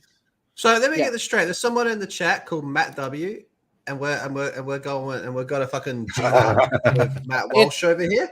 It's him. It's him. He didn't even know. He didn't even know that he said it. Children spend, many of them, hundreds of hours a year, and that might be an undercount, a severe undercount, with this kind of content. So it should get a lot of our attention. And now finally that attention is here. Finally! Oh, thank you, Matt! Fucking just throw him the crown and throw him the scepter, man. He's here to save the fucking day, man. King of the gamers, my oppressed people. Oh my God. I'm really glad that Matt is finally caught up to where we all were. I am Matt Walsh, Emperor of all gamers. Fucking weird. He's at least an al-Gaib of gamers. He's at least an al-Gaib, am I right, Cringe? Yeah, he's the Kaiser Cadillac of gaming. The chosen one. Mob Deep! And it's yet another reason to keep these games as far away from your children as possible. And if you do that, games journalists, literally the lowest form of journalists on the planet, will accuse you of harassment. And that's exactly how you'll know that you're doing the right thing. Now let's get to our 5 headlines. So his answer to everything is to just say, just drop it. Just drop it and move on. That's his answer. Don't play games. Fucking Matt Walsh, you dumb piece of shit motherfucker. He doesn't understand fucking video games. If at least for my case, for video games was the reason I was able to stay in honors rolls for my English language arts classes, English classes throughout my entire school years. I was playing the Japanese RPGs, reading the dialogue. My father used those games to make me speak. The only way I was allowed to play video games like Final Fantasy VII and the like was if I spoke all the dialogue out loud clearly and understood everything. And because of that, never able to fail a project. Never failed English test. Always had my essays at great scores. there's a way for video game. There's always been ways for video games to teach people, even on their own, and it doesn't even need the parents to guide the children into using them properly. This guy's just he has no idea. He's completely like cutting out an entire list of opportunities for his kids and everybody. He wants everybody else to do the same. It's the same fucking attitude that all of these guys have when it comes to entertainment. They don't fight. They just run. They just surrender everything to the left. And it's sickening to see this shit. Mm-hmm. But now it's time. Sorry, had to go up a bit. No, that's the whole point. Before we bring in Sandy, thank you everyone for being here. You fucking legends. Appreciate you all. Shout out, you legends. And let's go ahead and bring in Insanity. Howdy, and welcome back. Long time no see. Yeah, it's been a minute. Yeah, it's been a little while. Go, Red. Go up, man. Okay. Actually, before you do that, let me hit the super chat so that way you have a clean run. Thank you very much, Crimson, and also thank you to all the channel members, you fucking legends. To Rat Walsh, Sweet Baby Ink is just another reason to hate the culture. He doesn't care. He wants to grift. That's all he fucking wants to do. It's now he has an opportunity to gain something from this. That's why you get these fucking weird fucking homosexual fucking people that come in and do this shit, man. Yep. Thank you, Crimson. All right, so floor is yours. Okay, so one of my favorite things during my day, like when I get off work, is I go to the gym. And one of the funny things I enjoy is that at my gym, there are a bunch of TV monitors where the cardio machines are. And on those machines, or on those screens, you have like Fox News, CNN, MSNBC. One of my favorite things in the world to see is when all three of them are covering essentially the same story, how each of them likes to spin it. How they like to basically take, again, three different organizations, they have the same information, but how they twist and what they like to include and not include to fit their narrative, like whatever gives them the views, gives them the hate, gives them what they need. One of my things about Matt Walsh, like just watching this, you know, what I didn't hear him say is like, okay, Brett, you're going to talk about video games. Do you play? Do you have a favorite for one? Do you? All I hear him is regurgitating dog shit. And that is, for me, a fundamental issue when it comes to talking about a lot of this stuff, especially on the internet, with different communities, different channels. So it seems to be the majority they like to regurgitate the same shit without actually producing any kind of an original thought. That's what I hate about most of the channels that I unsubscribe from, is because I just kept hearing the same dog shit over and over again. All these channels that basically are monetizing hate and nonsense, you know, within this time. Because again, this all exists for them within a time period. Good. Hey, grift, ride the train while you can, make that money while you can. Boy, you are fucked the day you actually have to produce a thought for yourself. And don't have to have another dozen or 2,000 people on the internet in your space already come up with a thought for you. All you got to do is just say that, oh, I hit 100,000 views. And that's what I hate about this so much, more than anything. And, you know, like, we get nowhere with it. It gets nowhere. We make no progress. Again, when we're talking about like DEI, things along those lines, I mean, diversity, having that stuff is one thing, but putting in diversity at the sacrifice of like story, of character, hey, you create a piece of shit and you're telling me, oh, but it's got, so this race is the lead character. It's still shit. It's like there's between like, if I'm going to ingest, like Indian food, I want good Indian food. I don't want you feeding me bad Indian food. And like, if I say, hey, this is dog shit. You put no care, no time. I can tell you, like, this is, you just slop this out and decide to me, just told me I just have to enjoy it. And then I say, oh, no, this is dog shit Indian food. Well, fuck you, white boy. You don't know Indian. It's like, no, I have a fucking palate. It's dog shit. I can pay the same price and you'll get something better that clearly has the time invested into it to make sure that this is done right. Again, so my whole thing about like just again listening to this from this, that's why I hate all these guys. I hate Fox. I hate all of them because they're all worthless pieces of shit. They are not. None of them are incapable of producing an original thought. All they need is one writer to write one line, one little paragraph of material, and then for the next 24 or 48, however long until the next piece of dog shit comes through, all they gotta do is regurgitate the same shit. It's all about the views. They gotta monetize. The same with this fucktard. That's the thing, Mr. Insanity, is like I would say, like, if there was a button you could press, right, and it would made all woke ideology gone, but everything else stayed the same, right? Woke was gone overnight. Could your channels? The question is would your channel be, or your media or show would be able to? Would it be able to survive? Being able to critically analyze other games for other flaws? And if your answer is no, yeah, and that's what I'm saying. Like a lot of these channels, a lot of these people that are monetizing on this right now, cool. You're getting it within a time period because this is going to burn out at some point. You're not going to be able to monetize on this anymore. You're going to have to actually think for yourself and produce something original. And this is also here's a good example.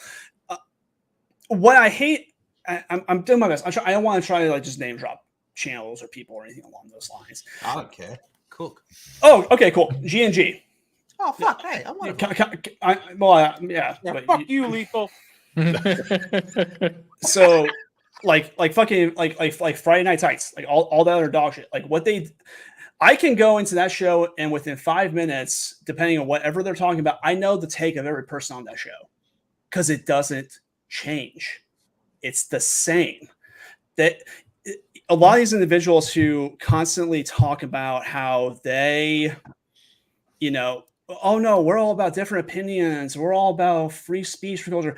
I have probably dropped in there, I think 4 times.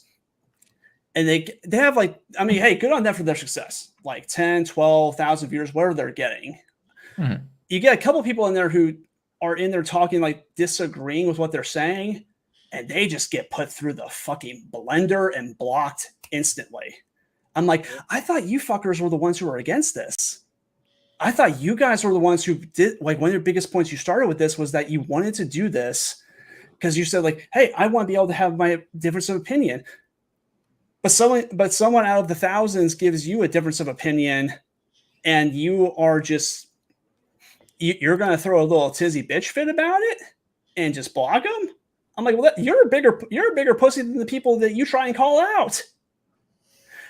And that's the thing. Like, all I need to know is like, because like I see like one from Kinnell, one from Az, one like it's just the same video. I always see one video. I was like, okay, oh, he's got the same. I already know what he's gonna say. There's no originality to anything to talk about. And like in my back of my mind, I constantly look at this. I'm like, you know what? What's gonna happen when you don't have this anymore? What happens when fucking Trump dies? Like what happens when like all this nonsense, because like the pendulum will always swing back to the middle at some point. Like you always return to equilibrium at some point. What are you going to do when this isn't around anymore? Like, hey, good for you. Enjoy the grift. Enjoy what you have right now.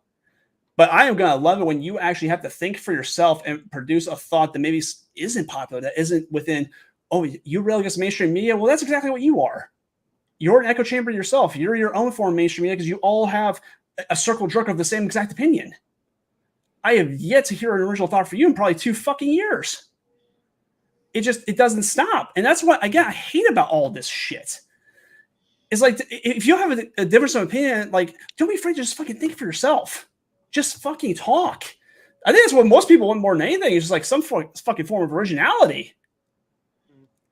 Like, go ahead. A lot of these people are, they're fucking political streamers masquerading as media commentators. Yeah. And like, you can even look at their fucking thumbnails, man. Whoa, gay, retard. My dick was stolen. I saw one that said, and I forget who it was. It might have been Yellow Flash or someone else. They stole her ass. Mm-hmm. They stole her ass. And it's always the same layout. And it's always a funny thing, like again, for some of the individuals who bitch and moan about like mainstream media, about echo chamber, all that. When I see a few of them like pop up on like Fox News or like Piers Morgan or some shit like that, I'm like, you are no different than any of the people you bitch and rail against. Like, I'm probably sure you were fully aware of it, but you don't give a fuck because you're getting money off it. It's more publicity for you to grow and enjoy this this time period of money that you have right now while you have it. Because again, it's not going to last forever. The only people who survive in like the social media industry is people who actually can be original, who can actually just think and talk. And honestly, it's also probably the biggest people, some of the biggest people are the people who stay away from this dog shit, who have survived the longest. Because they're just like, I don't give a fuck about it. I'm just going to do me. John, you've been a bit quiet after Insanity schizo rant. No, he's pretty much right about a lot of the stuff that he's talked about, and yeah, I can't completely agree with him. It's just really tiring to see a lot of these guys just fall into the same trap, using the same terminology, riding the it's all about riding the algorithm rather than actually going after these the people that they want to go after. And yeah, so if you don't mind, let me. This guy's returning to a thought I had beforehand. So a difference. I'll show you a difference between two different groups. So you have like you have the Friday Night Tights and all their crew, and then you have Comicsgate. So like Edith Van Sciver and John Malin, all of them. What I at least like about with Comicsgate, and I give them a support, is because at least as they're bitching about the issues, like what's being created nowadays, they are actually offering an alternative. They are writing books. They're creating stories. Like they're giving you something in place of the dog shit that's happening, especially for them in their industry, in their sphere. They're like, yeah, they can sit there and make fun of it all day long, but they're like, hey, this stuff's dog shit. We are spending our time, but we are going to give you something we promise you is better.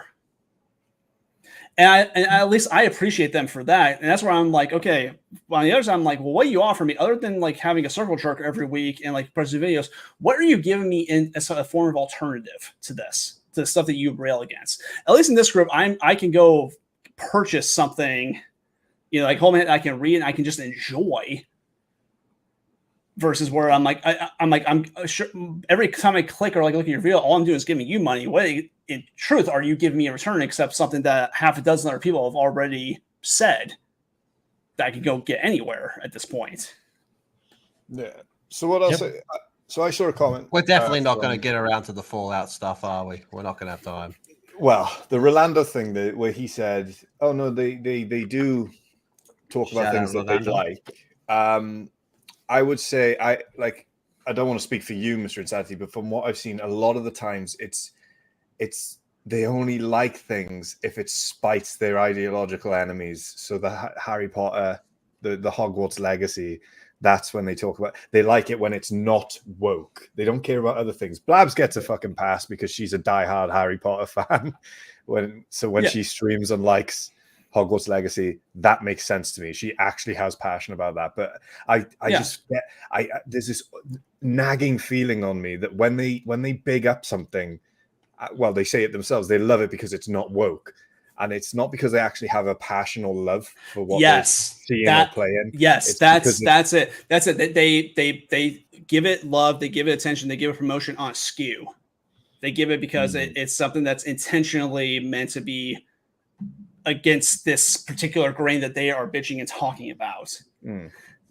Whereas, if hey, every now and then, maybe if it's something that like is concerning, but if you enjoy it, then why don't you just fucking say it? There's nothing wrong with that.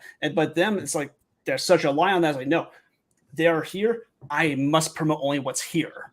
But at the same time, again, this is where I go back to my original point. Listen, between like if I'm going to compare them and like Comicsgate, at least they're producing some original content themselves. Like I can think like I've got a few of their books here and then some of their artwork. Like I like that. I'm like I have something I own as an alternative to the dog shit that I would go to a comic book. This was supposed to be myself. a fuck Matt Walsh. No, I'm here. I'm gonna step in here and White Knight, Mr. Insanity. All right. So Rolando said, "Oh, they were given an interview. Are they supposed to turn it down?" Yes, actually. Yes. If Pierce Morgan, if Critical Drinker and Gary start talking, they always talk about how shit the mainstream is, and then you're offered an interview from the mainstream. Yes, turn the interview down.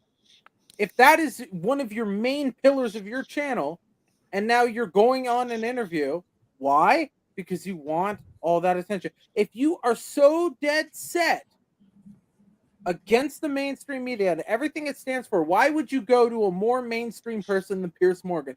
Piers Morgan, who has worked at every fucking news outlet in the UK. He worked for CNN, and now he works for Talk TV in the UK. Yes, you should have turned it down. Well, Sorry. I mean, I had my chance with all that, and it didn't really work, did it? That's it. More often than what happens is that they rip on the mainstream media. They for all their stupidities and all the nonsense that they pull. But the second that they get a phone call asking for them to go to work, they're snapping right, hop, skipping, and jumping to make sure that they get there and get that attention. In one hand, it's understandable. They want to push out, get more eyes on them and bring more attention. That's what everybody wants to do on YouTube. That is, part of the capitalism of YouTube. You got to get your face out there and get your attention. Yeah, get the eyes. It's the grift. I mean, that's 100%. It's the grift. Yeah, it's a double-edged sword on that, I guess, because there's all you need to do that to grow your channel and to get bigger and to get more attention onto matters. But on the other hand, you're handing that yearning for attention. Well, yearning would be a poor word, but your want for that attention by allowing the mainstream media to take advantage of you. Yeah. So, well, here's another way to kind of think about it. When you're someone who's like trying to make a point of like championing common sense, middle ground, all this, when you go to individuals or go to places that are clearly hardline to one side, no matter what, you clearly aren't for middle ground. In my opinion, you're clearly not for open discussion because like you're going to hardliners that are very set in stone. This is good. This is bad. This is where I stand. This is where you stand. So you're doing yourself no favors by because you are clearly, whether you are paying attention to it or not, you are picking a side. You are clearing yourself over to one line versus the other. Because it's like if this was in the reverse, I'm like, if you could be taken to that, it's like I do not think you would do it. So you're complaining. So you're complaining they're an echo chamber, but they shouldn't talk to someone like Pierce, even though he disagrees with them. Does he? No, he didn't disagree with them. I watched the clip. So did I. No, man. Pierce brought them on as confirmation bias. He had one person who disagreed and 3 people who agreed, including Gary. That's 100% what it was. I think people like Gary don't need Pierce personally. I don't think Gary and Drinker don't need that. Like I think their daily videos get more views than the mainstream now. Exactly. But then again, I had my Zack Snyder incident, so I'm pretty biased. So I'm pretty biased. Well, let's be honest. Zack Snyder's kind of a bitch. Fallout, am I right? Fallout. Yeah, we're definitely not going to have time to fucking get to Fallout. Oh, that's unfortunate. I'm sorry. Sorry if I came in and just derailed everything. Kind of fucking did. That's all good. It's all good. I haven't seen you in ages, so yeah, it's all good. It's all good. The Zack Snyder incident. Oh boy. You don't know, Gigawatt? You don't know. I don't know about that. Zack Snyder moment. I was flipping out. I was walking around in my living room just like, what the fuck? Did he really just say that shit? What the fucking asshole? I love the idea of you just like punching the air like motherfucker around your room. Well, I was just swinging my arms everywhere. That's for sure. Like, what the fuck? What are you doing? Doing Mike Tyson shadow boxing as soon as he sees Zack Snyder say, I don't associate myself with him. He's like, oh. Well, my friend, I picked up my friend because we were going out that night. And he gets in the car and he's like, how was it? How did it go? He was all excited. And I was like, not good. Not good. Not good. And then, yeah. That was an interesting one. Shout out to Uche. He tried his damnedest to make that right. And just fucking crash and burn. Fuck. Look, I think that's always going to be one of those things where there's always going to be interpretation on however you want to see it. Yeah, absolutely. I know what happened. Y'all know the truth. He knows the truth, and that's what counts.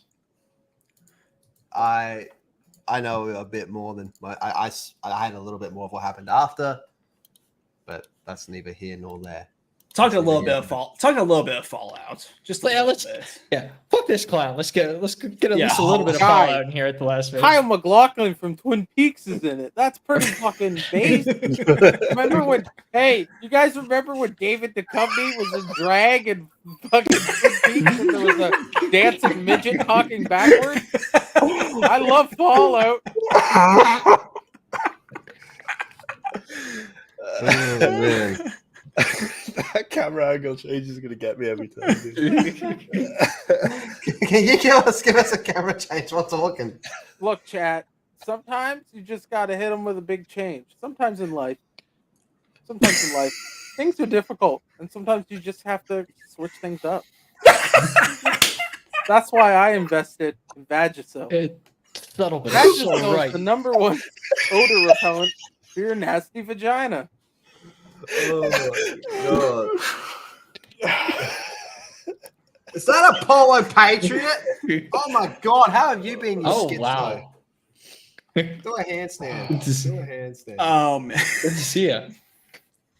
Fucking hell, man.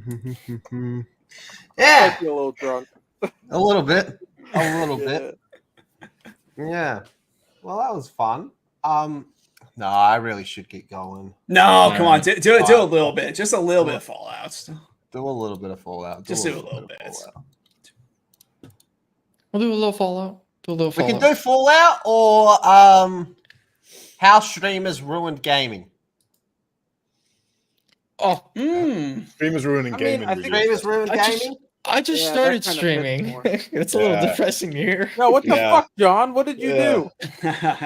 He starts a 26-hour fucking stream and he just ruined gaming. Let's do that. Let's do that. Let's do how streamers ruin gaming. All right. So this one popped up and has kind of been making the rounds a little bit. We're gonna watch how streamers ruin gaming. Yeesh. Did streamers really ruin gaming, or are you just trash? In this video,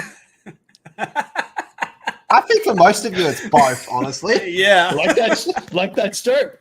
Props to him. Okay.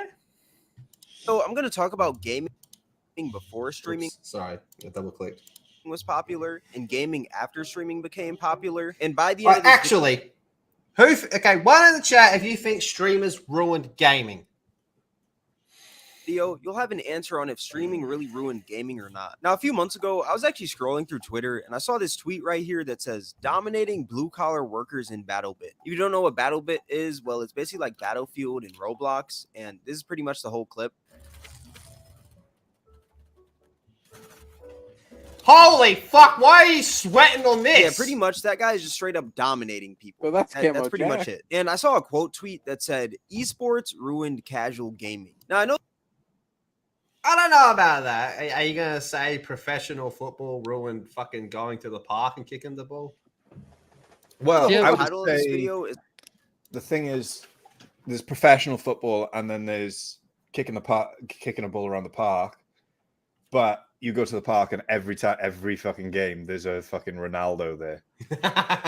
That'd be like if I played American football with my friends and then Bo Jackson just fucking spears me out of nowhere and gives me a concussion.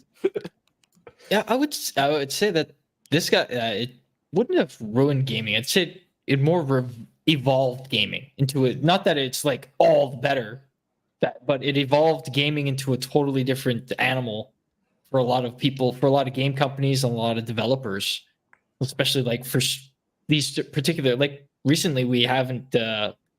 Way back in the day, we didn't get so many of the same genre type games like we do today. First-person competitive shooters, battle royales, and stuff like that. Those completely freaking dominate. And why is that? Because it gets a lot of attention, gets a lot of views, even on the like Fortnite itself.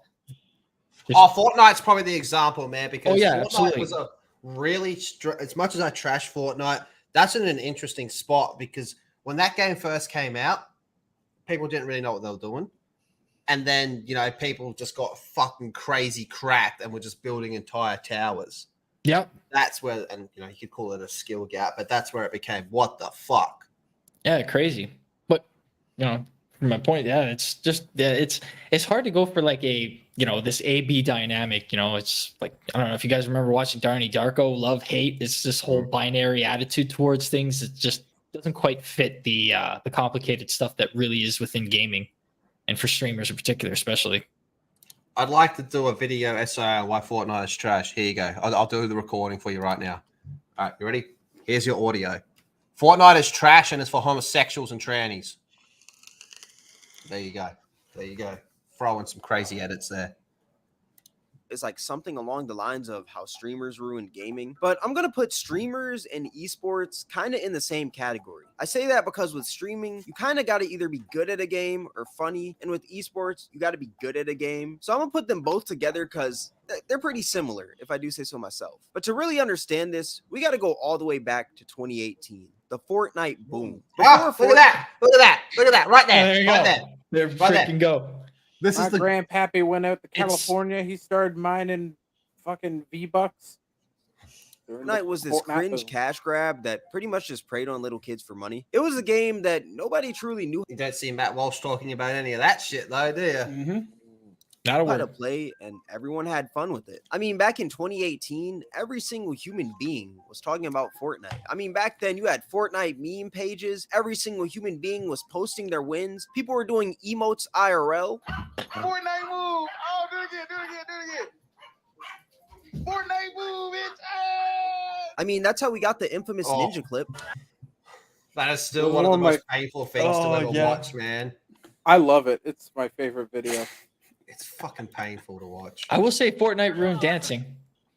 Everybody Ninja dance. ruined dancing. Every time you watch this, you're just like, oh. Oh, God. And since Fortnite was so popular, one thing that also became popular because of Fortnite was streaming. Back then, Twitch was like pretty niche, but I'd say that Fortnite made Twitch more mainstream. And you may be asking, why did people go to Twitch and not YouTube? Well, the thing about YouTube is that a lot of YouTube videos are edited, and some people, they may be good on YouTube, but it's like on Twitch. Twitch is live, Twitch is raw. So if you lose, like people are going to see you lose, and if you win, people are going to see you win. And that's why Twitch was so popular, because you could see high-level gameplay in real time. To determine if somebody was truly good, all you had to do was just watch them on Twitch. And with Twitch becoming so popular, some streamers that a bunch of people were watching back then was people like Myth, Ninja, Dr. Lupo, Nick Merckx, the whole... Remember when everyone... Here it is right there. I was going to say, remember when everyone thought Myth was good? And it turns out he was just like the first one to stream it. Yeah. And then when he got into competitions, he was just like, holy fuck, he's shit. Ninja versus Myth argument was like the biggest topic in school. I remember I was back in like freaking 10th grade and we were arguing at lunch tables talking about if Myth or Ninja was better. I'm not gonna lie, back then I was team Myth. But with all those... That's just such a generational thing. And fucking It is, Mozza, yeah. Mozza talks about this shit as well. And I'm like, Mozza, you were in school talking about fucking, I don't know, Mr. Cheatlexify and all this type of shit. I'm like, wow, like these are like your kind of like celebrities for this generation. It's strange. Like it's different, man. It is different. Back in my day, we were talking about Lil Poison and all the upcoming MLG teams that eventually became what we know them today. I mean, Yeah, back that in was Nause's crazy. day, they were talking about Alan Alda and Bette Midler.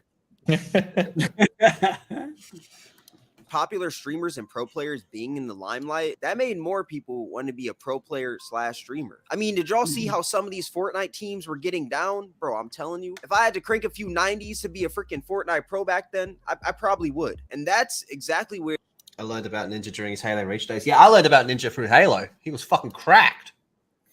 Yeah, Fortnite. I learned about Fortnite's like when I learned about Ninja, like way back in the day, like when all this got started.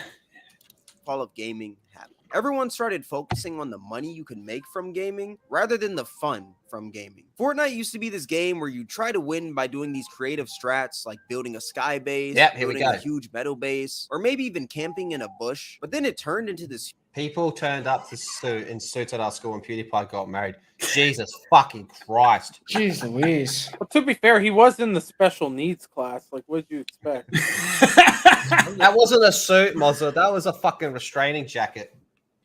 Huge sweat fest when people saw that you could make abnormal amounts of money from this game. Back then, if you shot at a dude, they would probably start shooting at you back, like they wouldn't even build. But now, if you shoot at somebody in Fortnite, they're building a whole freaking skyscraper hotel with Wi-Fi. It's actually wild. Now, let me say this right now. I do also say that that's kind of just time. Like, with time, people get better. But my point is that everyone's playing games to be the best rather than to just have fun with their boys. Everyone is playing. But I think part of that problem is skill-based matchmaking being so fucking heavy down your throat. You kind of have to fucking crank off if you're going to fucking at least try to have fun. You win one game and next thing you know, you're fucking playing against Scump. To be watched on Twitch or watched on YouTube. I mean, you ever play a game and you get killed by somebody with a TTV gamer tag? Not Sack Warrior. Not streaming at all. They're just sweating just to sweat. Like, everyone is just playing for that top spot, because in that top spot, you can make content out of it, and with that content comes a whole lot of money. Unless you're playing like Farming Simulator and you're a pro. I don't really think you make a lot of money from like pro farming. I'm sure there's a scene. I don't know. I might become a Farming Simulator pro. You never know. Bars. But yeah, everyone's pretty much playing to be watched. I remember back then, games wouldn't really get sweaty until like 2 or 3 weeks after release. But now, games are sweaty off the rip. It can be 5 days away from Call of Duty coming out, and you already got a dude making a video saying, best class setup 2020. You love that shit, don't you, Naz? Meta fucking chasing, fucking hate it. And fucking, if you're like, it's a weird one, but if your game has to have like a meta where it's purely based on fucking statification, and everyone's chasing the fucking numbers, I hate that. No, one bullet, one kill, baby. 23 MW3, and it's like, bro, the game hasn't even released. It can be 2 weeks before 2K comes out, and a dude already has the best build. It makes no sense. And when the game comes out, people are only going to play the meta, because when you only play the meta, you can win more. And when you win more, you can get up to that top rank. And when you get up to that top rank, you can stream, create content from it. More people are going to watch you because you're up high on the leaderboards. And he's spitting there. Well, it's not even just about like getting the content and you know, being high up on the leaderboards in the rank thing. Nobody plays a game like, even in Modern Warfare 2, the 2009 one, you didn't play the game to get fucking shat on and go 1-15 every game and lose and lose and lose. You did play to win. So when all the other people are playing to be the content creators and the best streamers and the meta chasers, you are forced to follow that play style just to keep up and get like a win and have a few well, and also as like this space has, from like its beginning time points now, it's continued to get more and more populated. You also have to find ways to, if you're going to pick a game that is flush with individuals, you have to find a way to like, okay, how can I do this? But I can do this in a different way. Two individuals that come to my mind in Warzone is, one is Tim and Toucans, who just basically goes around, grabs every vehicle he can find, and just likes to go smash people to win games. That's just what he does. He just loves being a fucking troll. He just loves to go smash people with cars. And then you got the real Shady, who he's the Arabic dude, but he only runs AK-47 and RPGs, and just likes to go in there and just like fucking shit on people with RPGs for fun. There's the thing. Like, as you go into this, like, you know, there's plenty of people who can be good at all these games because it's so fucking flooded now. The secret now is like, okay, I'm gonna do this game, but I need to do something that's completely in its own niche, something completely new. That's, you know, I may not be at best at this, but I am doing something that's clearly my own. I own this type of gameplay or like this type of style. For like casual gaming though, if everyone's saying, oh, this new weapon just came out and its stats are fucking through the roof, if you're not running that weapon, you're at an extreme disadvantage. Oh, absolutely. Yeah. I mean, that's 100% the fact. In Warzone, Apex, and all that, that's just the reality. I also, like I just said, I also think a really big part is skill-based matchmaking. Mm-hmm.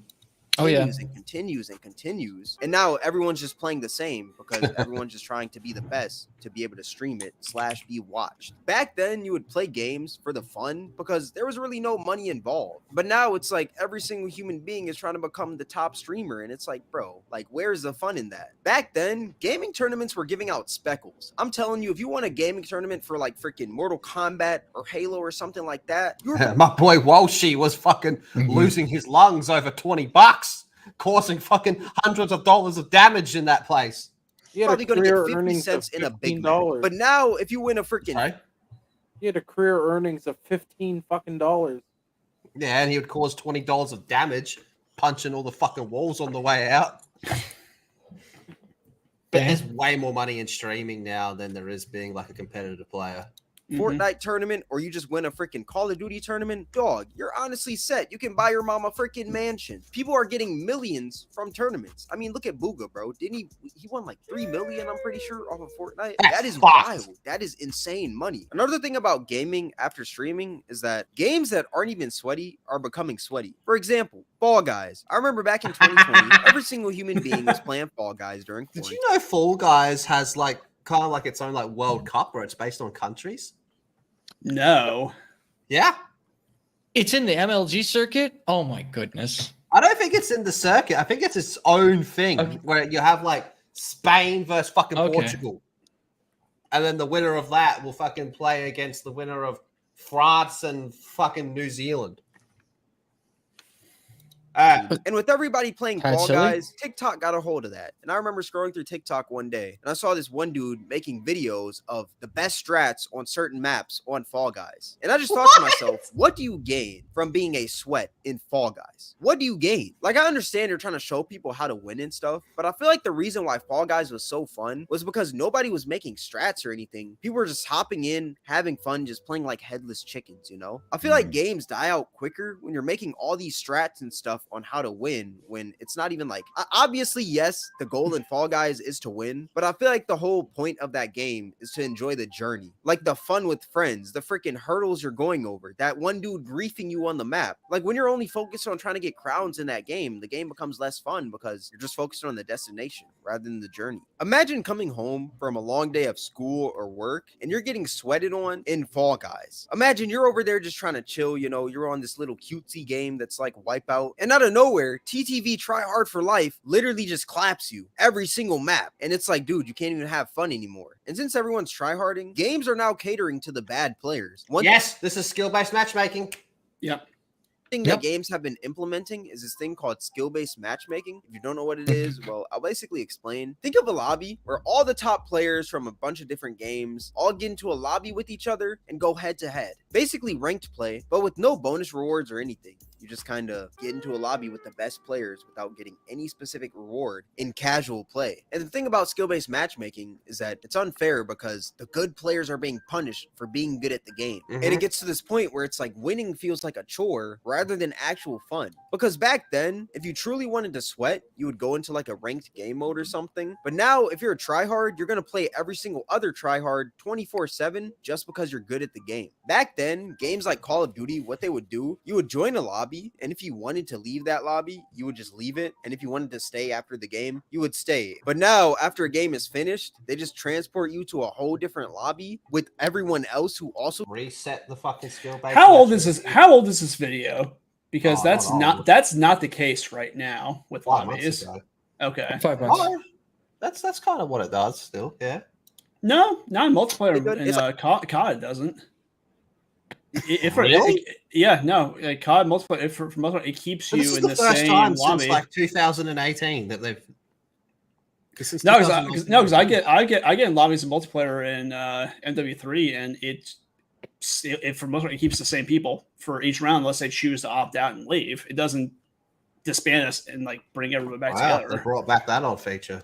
Yeah. Like, now you got to go head to head with all the big dogs just because you won one game. I remember Call of Duty Black Ops Cold War that had some of the worst skill-based matchmaking I had a lot of fun with Cold War, but fuck me, that skill-based matchmaking was stressful. Ever. That game was borderline unplayable because if you won one game, you would be playing the freaking Optic roster from freaking 2014 just from winning one game. And another way of games catering to bad players, Fortnite adding bots into their games. Yeah, but Fortnite is for bad players. So yes. That's fair.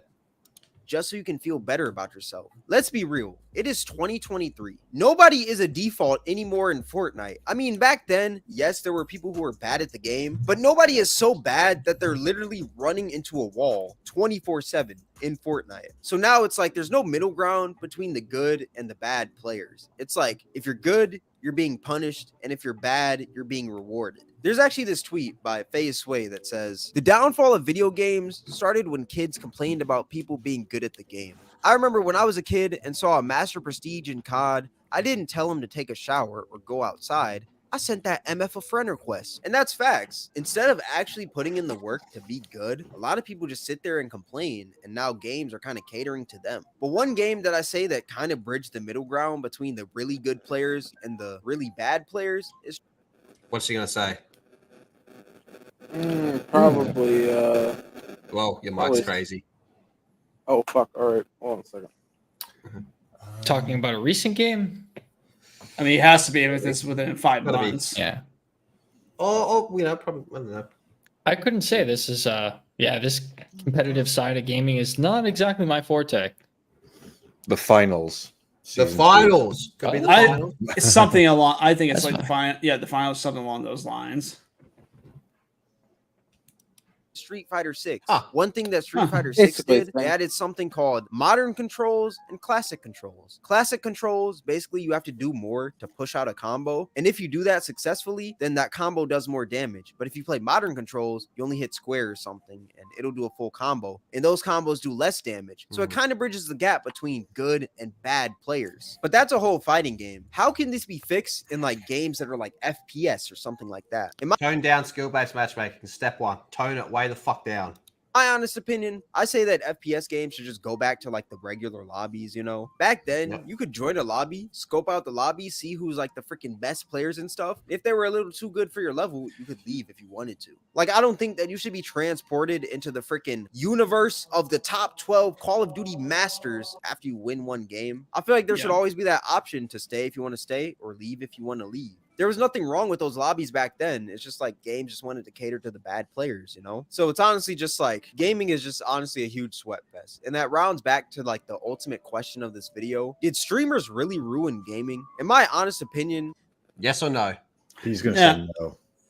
I'm going to say no on that. I'd say no too. They're a minor annoyance. They're not, they didn't ruin it. It's just it's something that's annoying. Yeah, it's just part of the gaming evolution that we've, that's gone through in the last few decades, the decade. yes, I 1000% believe that streamers in esports ruined gaming because there is no reason why people should be sweating at a game where you literally farm cabbages. How do you even sweat in Farming Simulator? How? Let me know in the comments. Do y'all think streamers / pro players ruin gaming? Or like, what's your guys' take on this whole situation? Let me know. But yeah, this... John, it seemed like he was going to say skill-based matchmaking was what ruined gaming, right? That seemed like the logical evolution of his video, right? Like, skill-based matchmaking should be confined to rank play, not public lobbies. Yeah. Ranked play, oh yeah, that's 100% where it belongs. If you're gonna try to be like in like with the top 250 and like Predator and Apex, or like the top 250, like fuck it, you belong to be among the mega sweats because you worked your ass off to get up there. But I'm gonna shove into I agree with this point. Like, you want to shove into a public lobby after I get off work and I win one match, I shouldn't be going against those same level fucking sweats. Munted. He literally went on a thing. Oh, sorry, John. I'm just having a hard time understanding why he's using the word sweat for Farming Simulator. How the fuck do you sweat in Is there like a competitive side, or is there speed running going on? I wouldn't be I surprised. wouldn't be surprised. There's probably people who do have like mods and shit to speed run that and make it competitive. Like, oh, Farming Simulator, this thing takes me 12 hours. How can I do it in 1 hour? And they just find a way to do it. Yeah. So there is actually a Farming Simulator esports league. That's no joke. Like, seriously, it's been around for a couple of years. Yeah. It's really, I find it kind of hilarious, the fact that there is one. And yeah, man, they just try to literally mow down crops as quickly as possible. It's like, shit, all right. I think. No, go ahead. I was going to say streamers do have a bit too much influence on the general player base's play styles. That's my thoughts on that. Yeah, I would say like I personally like, because like I mean, for better or worse, one of my favorite games still is like Warzone. Like, I got better at Rebirth Island thanks to a couple of streamers that I follow, just watching them play. So it had benefits to me. I like watching how they go about rotations and things. And that's not so the meta, but like just how like they use time and things like that. It's like I liked watching because like it made me better. It helps me to progress in that. But if I'm also thinking about like just some like who are like the biggest streamers out there right now, like we talking about like Mercs, Tim, Dr. Disrespect. Are they the best? Are they the best at any of those games they play? No, but they're entertaining as fuck. That's me something that's what it comes more down to. Is like these guys, like some of these guys, it's not because like they're just try hard, it's because they're just funny as fuck to watch and play, and just see them rage and get mad at shit like this. I completely agree with Nazar's point. Like these streamers do have, I think, way too much influence on how these games are. When new seasons and shit come out, the changes they make, they've got way too much influence on what happens. Apex was bad for that. Mm-hmm. I mean, Call of Duty is also just as bad for that. That would be at the fault of the developers and community managers focusing their attention on feedback from them and using them as a conduit for the feedback rather than actually just going to the community in general. Well, yeah, because to them, like these guys are the biggest promoters of their products. Yep. So long as they're happy, they keep they'll tweak things to make them happy, but they were not looking at the grand scheme of things, just the big top influencers and those. A few games have had issues like that where they've gotten recommendations from their top players, their top streamers, and it kind of ruined it for a lot of the casual players. I can't remember. All right. Well, on that note, boys and girls, we're going to start the wrap up. We went way longer than I thought we would and talked about way less than I thought we would, but good times all around. This video just came out on Hyper as well while we were streaming over here. It's about how fucked up the new Battlefront game is, and Battlefront just can't fucking seem to have a good release anymore. That seems to be the way of the dodo. So be sure to check that out. Thank you very much. I might try and do an Elden Ring stream tomorrow. We'll see how we go for time. Naz, anything to promote, you bitch? We are going to see if I can do some Helldivers 2 on Saturday. Helldivers. Nice. Because that's too intensive. Even with my new upgrades, it's probably an internet thing. Smoking that big dick kush. Yo, what's up? What's up, Big Mama? Yo, I was smoking that big dick kush. I'm done now. My dick is sufficiently big now. Can we get the camera change? Oh. Well, here's the thing about the camera change. You just really don't know when it's going to happen. Fuck, that is so good. Insanity? Nothing for me at the moment. All right. Fair enough. Jono? Yeah, you can catch me on Kick. I usually streaming it. I'll try to stream tomorrow. Can't promise anything, but gonna try to finish up on Ace Combat 7 and get on the Helldivers if I can. Sweet. Oh, and I'll message you later about Halo as well. Oh, yeah. I haven't watched it yet. I'm gonna watch it later. Gotcha. All right, homos. Thank you very much, everyone in the chat. You're all fucking legends. Appreciate you all. And what outro are we gonna play? All right, we'll see you all later. Bye.